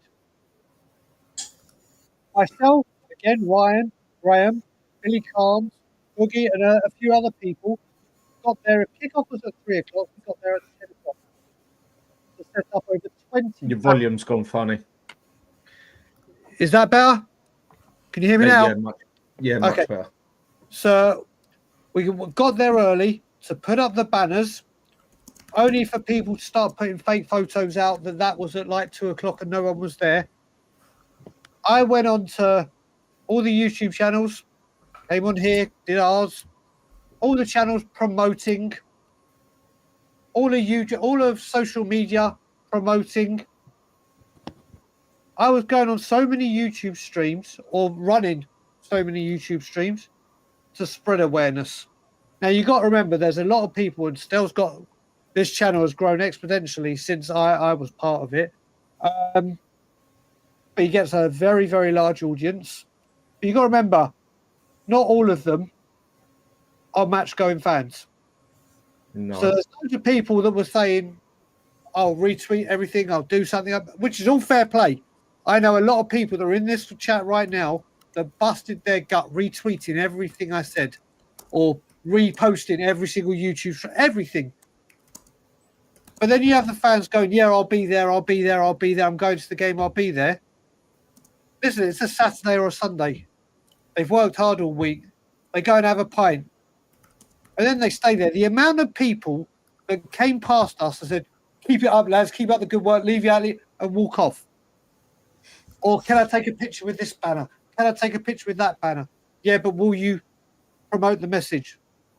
Don't know if they did, don't know if they didn't. But the amount of people that talk a good game. Now, I put myself on the line going to the training ground at 6 a.m. and everything for 16 days, as did Graham, as did Ryan, as did the rest of my group, as did the people that joined. And it got to the point that where we were standing, I understand a lot of people didn't want to come because we got a lot of abuse thrown at us. A lot. We got told that we were all drunk as all absolutely smashed out of our heads. Half of us don't drink in that group, whether it be religious reasons or like myself, have an addiction.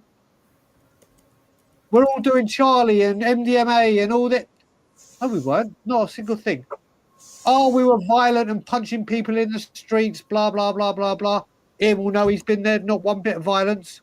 In fact, the one problem was someone who was disagreeing with us. We got told we were anti-Semitic.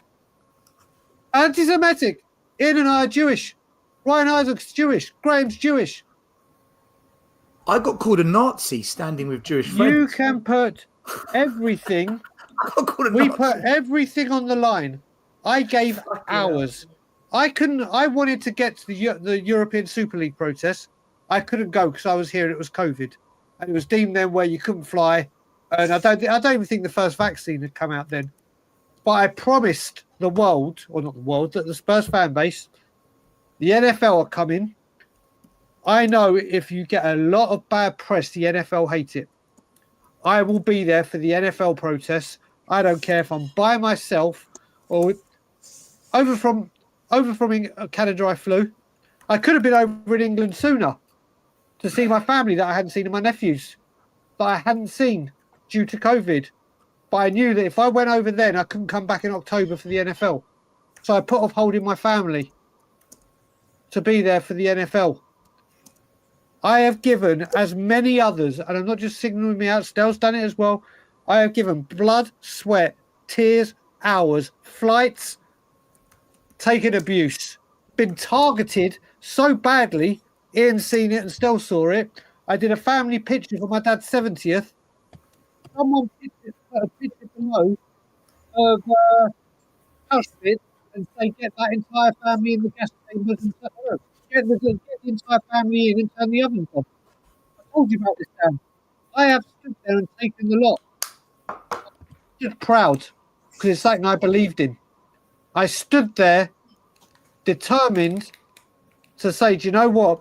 You can say all you want, but I am Levy out. I am proud to be Levy out, and I will protest till my dying breath to get this bastard out. And all the work I did, or we, got nowhere because the match day going fan that said they'll be there were too busy having their beers poured from the bottom, singing, and if you know your history, Spurs fans were singing "If You Know Your History" to drown out Levy out. How can you possibly fight that? It's so hard, Dan, but more people are going to be trying. I've spoken to a few and I've said anything you need coming on stream, or me coming on the channels I go on and promoting it, retweeting, you name it, I'll be there. And if need be, I'll get there. I'll get there. Still knows there's a guy that, I don't know if he's in the chat, he flies over from Finland. Brian Maguire drives down from fucking Scotland. Yeah, fans in that stadium that are leave you out won't even stand outside a club shop. Whether it be 10 minutes, half an hour, the full time, nada. Let's have a beer. Let's give him more money. Honestly, mate, I don't know what to say to it. I mean, half of like when the stuff happened and that, like years back, whatever, I didn't know nothing about it, and I don't think so many, because it doesn't ever reach the news until it starts happening in the stadium and the cameras catch hold of it, like the last ones did. But the social media is a lot bigger now in a lot of ways. Dan, don't be fooled by social media. The ENIC out, Levy out thing grew up. It blew up quite big on social media. It was trending. Like tonight, Levy out's trending. I've seen this before. The purple and gold got quite big. Everyone was talking about it. But when it comes to action, that online voice doesn't exist. When it comes to and the reason is because of this. I'm going to give an example of why it doesn't. Right. So Parker is telling us our protests have been poorly organised. So I said to him, why don't you set up the protest and show us how it's done then so we can learn? His response is easily, right? He goes, easily. And I said, all right, let me know when you've organised the protest and we'll come down. His reply is, don't start arguments with other parts of the fan base as a starter. And I said, then don't tell us how to do something that you don't ever get involved with or help us with. Right? Right? And what is it? And what's his reply? What's his reply? I don't care enough about it. And there you go. There's more important things in life. So the same person that wants to say to us, you're doing it wrong, you should do A, B, C. And I say, all right, show us. When it comes down to it, Dan, you know, I'm testing him now. Let's see what you got, mate. Show us. Put your money where your mouth is. His response, I don't care. There's more important things in life. Then don't talk about it. This is what I was saying to you guys earlier. People that don't want to take action but want to moan about the ownership, Don't talk about the owners. Take it out your mouth. Don't get involved. Only What's he speak doing? about something. If he doesn't care, what's he doing sending texts at 2:20 in the morning? Well, this is why. But that's what they do. They just want to criticize, and right? He showed it, and Stell said it earlier. Just don't say anything. Just shut up. Then, just shut up. That's all you have to do. It's easy. But instead, it's criticize, and the heart of the matter comes out. I don't care enough to change. Well, He doesn't care enough to want change. He doesn't care enough. He just wants to sit in his computer and type out stupid comments. Right? Fair enough. Listen, Great. Joe, what, Scott, what I will say to Parker, I know who Parker is. To begin with, let's take some honesty and accountability. To start off with, was the protest badly organised? Maybe there's a point to it. Maybe it was, but it was because a group of fans that have got no experience in leading protests have ever had this opportunity or tried to do it. So it's trial and error. But with people like Parker that say that, if you think it was badly organised, Parker can easily contact me. He doesn't have my number, but social media. Why didn't you reach out to me, Parker, and say, Brian, maybe you should try this? Brian, I don't know if you've thought of this or tried that, but maybe you could do this. We are just a bunch of fans, football fans, not people that have run massive organisations and know how to protest. We're not like a massive charity or these people that are demonstrating all over the world right now for whatever reason it may be, political, whatever it may be. We are a bunch of football supporters that want our football club back and to take footballing matters seriously. So rather than saying they were poorly organised, which I will take some accountability.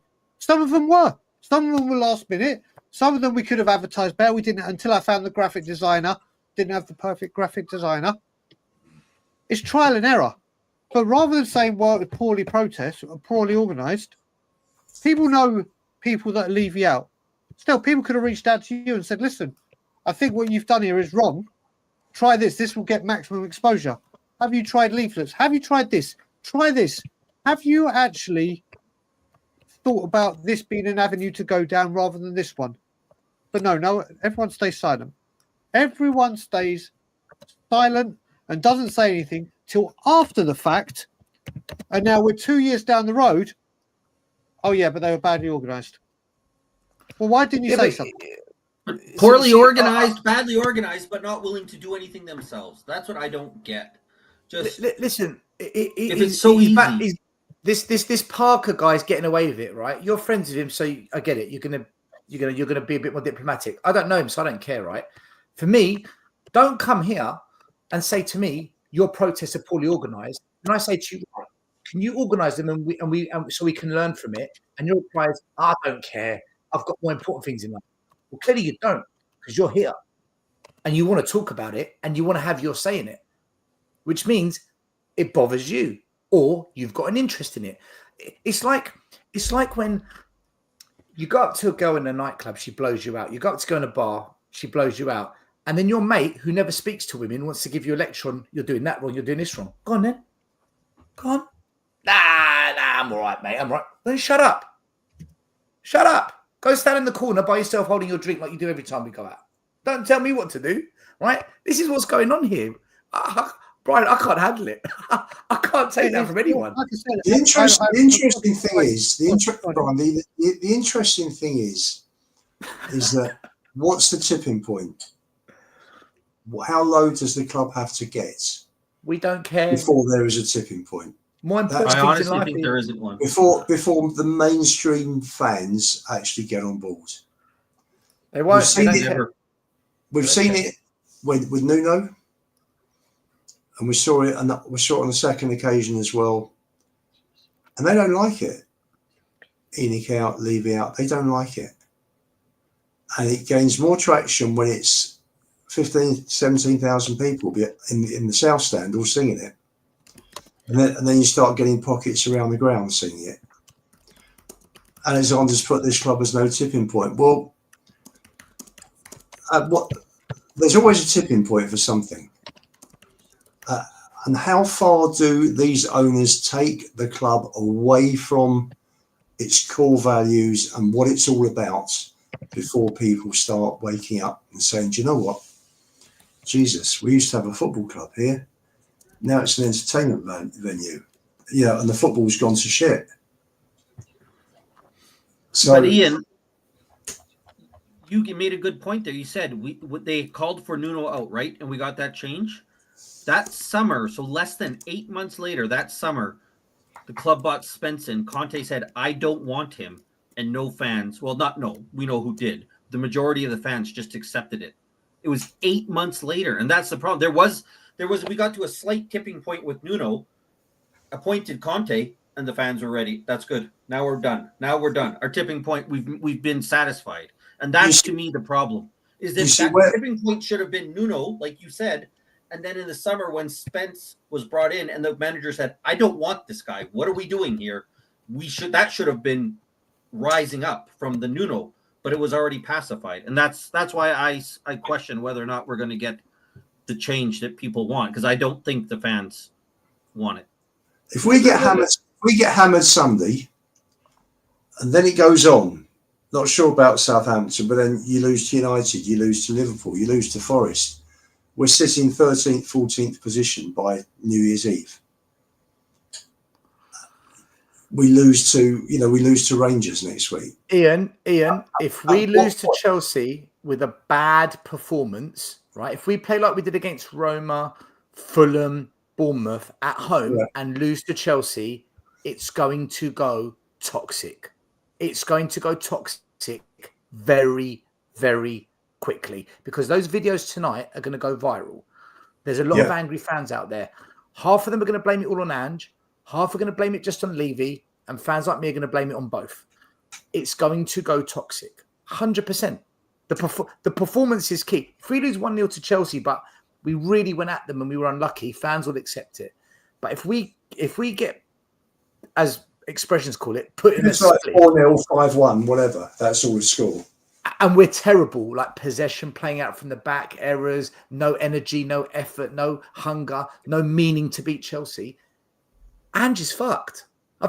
We've been here before, guys. We've been here before. And by the way, Steve C, I'm sorry to say, but I think it's down to some of you guys to organise the protest. Motherfucker, we did. Where were you? You do it. You do it. They were just talking about how they've done it. Sorry. Go on. Like Brian Daigle said, we put it on a plate for you and you rejected it. We put it on a plate for you. You weren't interested. You do it, Stevie C. Who are you to tell me what to do? You don't know me. I don't know you. You do it. I've done my bit. No, do it I'll say as well. Do you know what it is as well? What people have got to remember as well, we based a lot of the people that said they were coming to the protest. We had so many things planned, not just to be outside the club shop, but there were plans to be at White Hart Lane Station. There's plans to be outside the South Stand. There were plans to be outside the shop. There were closer to the shop. There were plans to be in other pockets of places, but we needed the numbers to do it. If we had 200, let's do actually, I'm not even going to say 200, which was one of the top amounts. Let's just say 75. If we had 75 people and we said, right, 10 and 15 go stand at the station, another 20 go stand at the South Stand, we look even worse than we did with 75. It all was based on the numbers coming. And we based a lot of stuff based on people going, they're coming. Now, granted, this is another reason why you can say it was badly run. For some reason, we got it in our heads when we did polls, are you coming to the Levy Out protest on the match day, yes or no, or the training ground? People were voting. There were thousands voting. I've got absolutely no idea if any of them were Spurs fans or match day going fans. Could have been Arsenal fans. Could have been Ipswich fans. Could have been blooming Barnet fans. Just playing with the nut. You never know. So we think that amount is coming stupidly. So when Parker was saying about badly arranged, or that's where I will take some accountability. Because for some reason, I believed people because we were getting, before the Kulusevski deal went through and Bentancur, so many people were like, I'm coming down from XYZ, here, there, everywhere.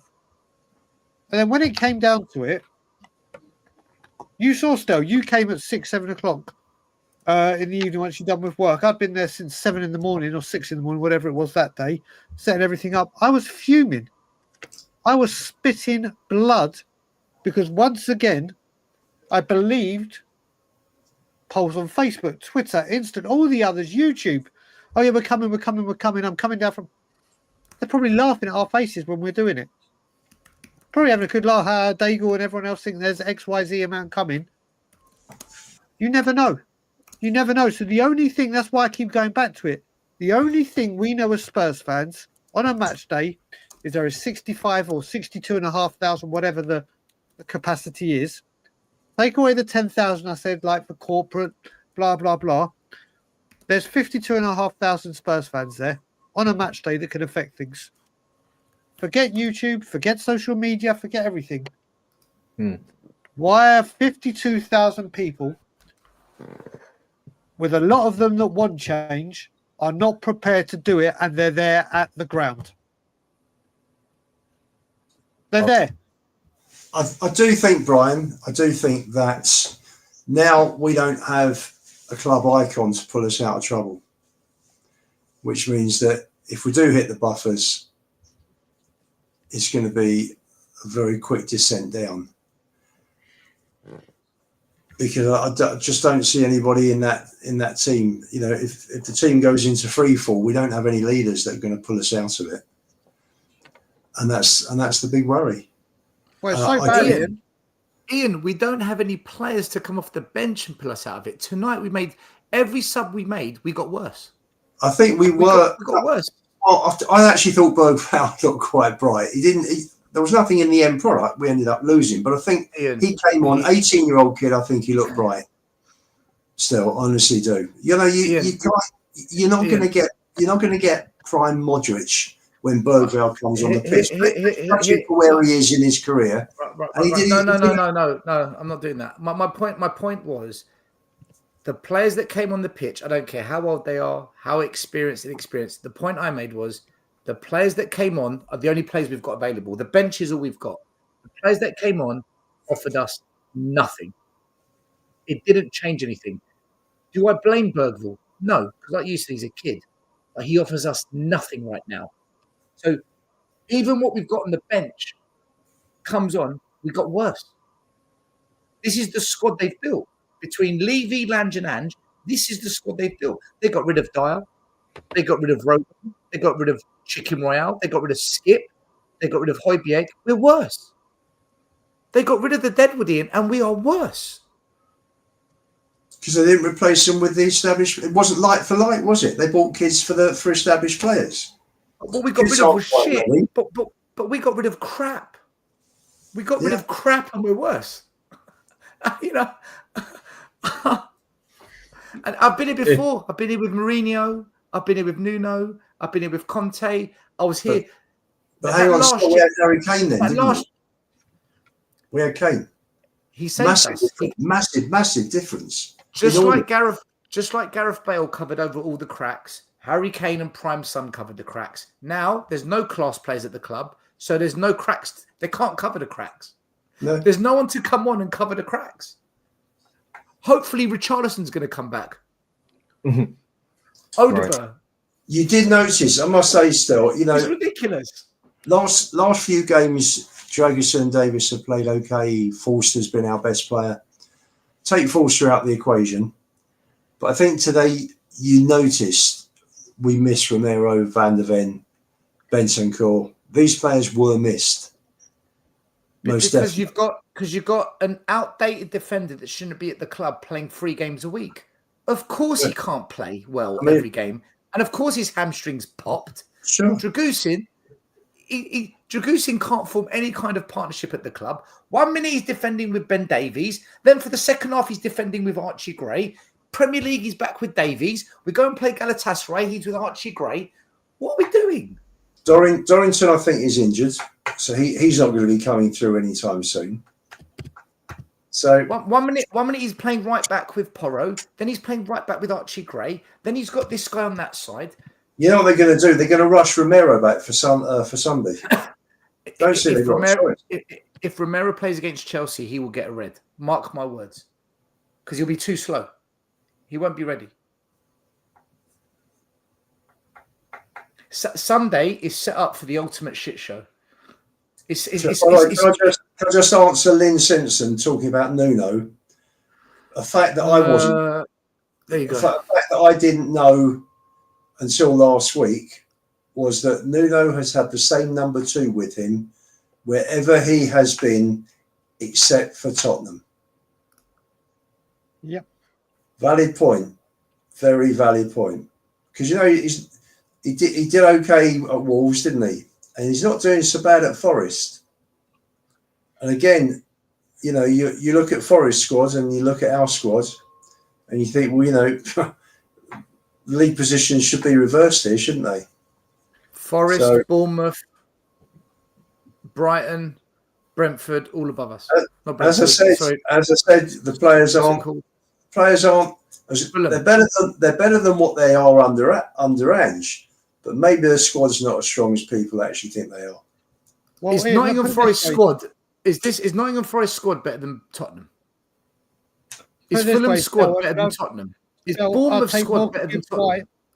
I'll take Morgan Gibbs-White over every single one of our midfielders, barring Kulusevski, and you know how much I love him. You look at this at the beginning of the season. What I'll say is at the beginning of the season, when we all get the fixture list, it's like we all do our predictions and whatever. If we had said, any of us here on the screen or in the chat had said Leicester, Brighton, Ipswich, Fulham, Palace, Bournemouth, you're going to take 2 points out of that. Not one of us would say, oh, well, we're going to get 2 points out of that. Not one Spurs fan would say, Brian, yeah. You need to listen to Maz a bit more. he called it all. Mate, at the beginning of the season, no one would have called this because no one would believe this would happen. It does not matter. It just keeps on happening. And it's changing the manager all the time is like taking a knife to a gunfight. Brian, I said, listen, guys, all of you, tomorrow, after you've had a night's sleep, go on We Are Tottenham TV and look at the video of when I called in about Werner, the day we signed Werner. Go listen to what I said. I said, the squad's not going to be good enough. We'll probably do all right. Fans will get excited. And at some point, whether it's before Christmas, after Christmas, or the end of the season, the wheels will come flying off because we haven't built a squad to compete in all these competitions. And when the injuries kick in, because they're going to, and when the fatigue kicks in, and when the suspensions kick in, the wheels are going to come flying off. I said this back in June. I called this because I saw it under Mourinho. I saw it under Conte. I see it under every man. I saw it under Poch. That season we got to the Champions League, I think our away record was horrendous. I think it was shocking, wasn't it? We couldn't handle with it. We couldn't handle. It was only the Champions League that covered the paper over the crack, basically. Yeah, that was what covered it that season. Yeah, because we've never built a squad good enough. We've never had 18 players where you say, do you know what? 11 are really good, like really good, and the other 7, I don't mind them on the bench. I don't mind those players. Never. We've never done it. They've had 24 years to do it. 24 years. Still, Lynn Simpson's text is at the top. I don't think they are better than the Spurs players. However, they are managed better. That was the one.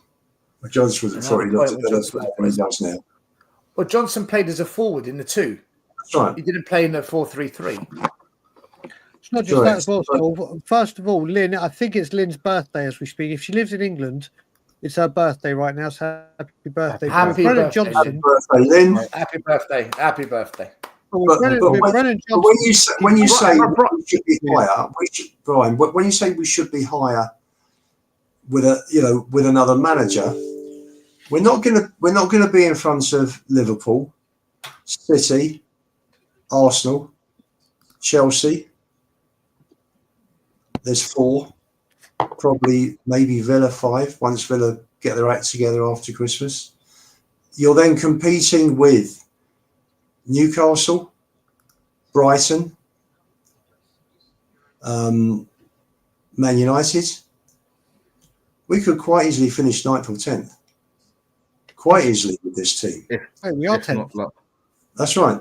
But we could finish there. And, you know, they always say that the table doesn't lie. So bring another manager in.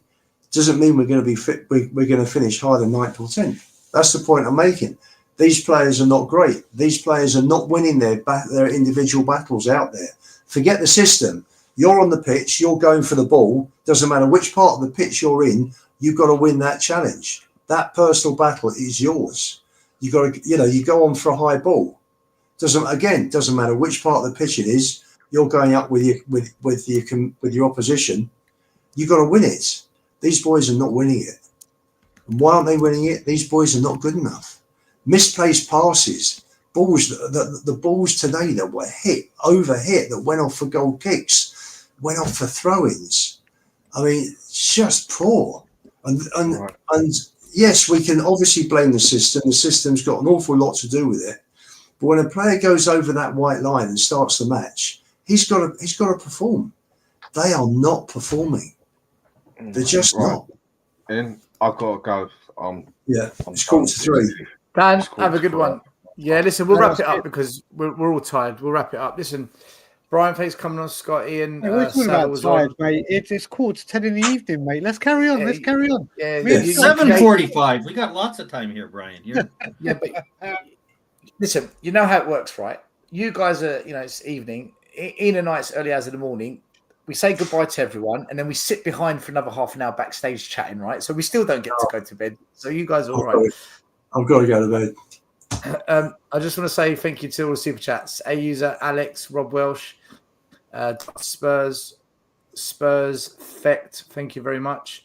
Ian, I hate Marmite, edX, DJ Samuel, Anthony Clark, Bella, God bless you.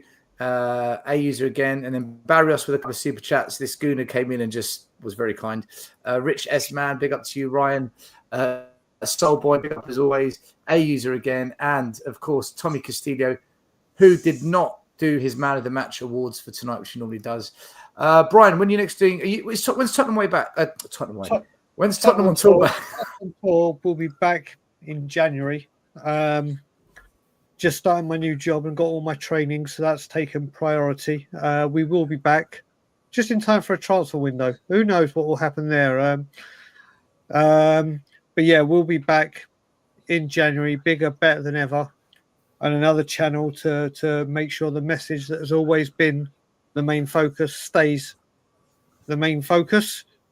Stel, thanks for having me on. Always a pleasure. Great to see everyone in the chat as well. And do me a favour, Stel, I left it in the private chat. Send Psycho Teacher my number. Yes, I will. I'll do it. My I'll number. do it after the show. All right, cool. Guys, have a good one. Thanks for watching. We will be back at some point. When are we back? We are back on, let me just have a quick look. Chelsea. Oh, that's going to be a fun show. Looking forward to that one. By the way, I'm going to that game now. I'm going because I think it's going to go toxic. And if it is, I'm going Levy out rampant that day. Believe you me. So I'm going to that one because I think it's going to go over the edge. But we'll see what happens. As the song Brian. goes. As the song goes. Still is back. Still is back. I know. Didn't stay away for long. It's in the blood, mate. It's in the blood. What song is that? It's in the blood. Back. You're back. The only song I know is the Eminem. Guess who's back?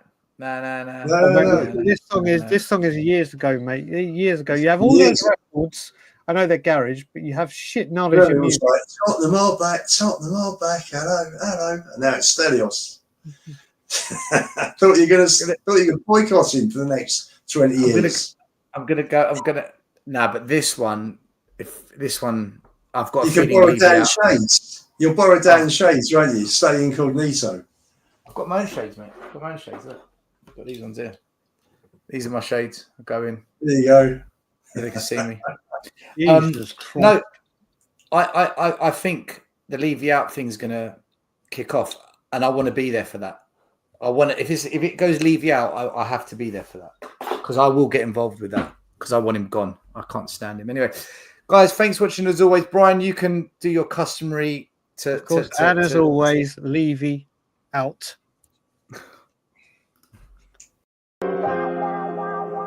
The first game we look for, Robbie. Tottenham away. When we got Tottenham away.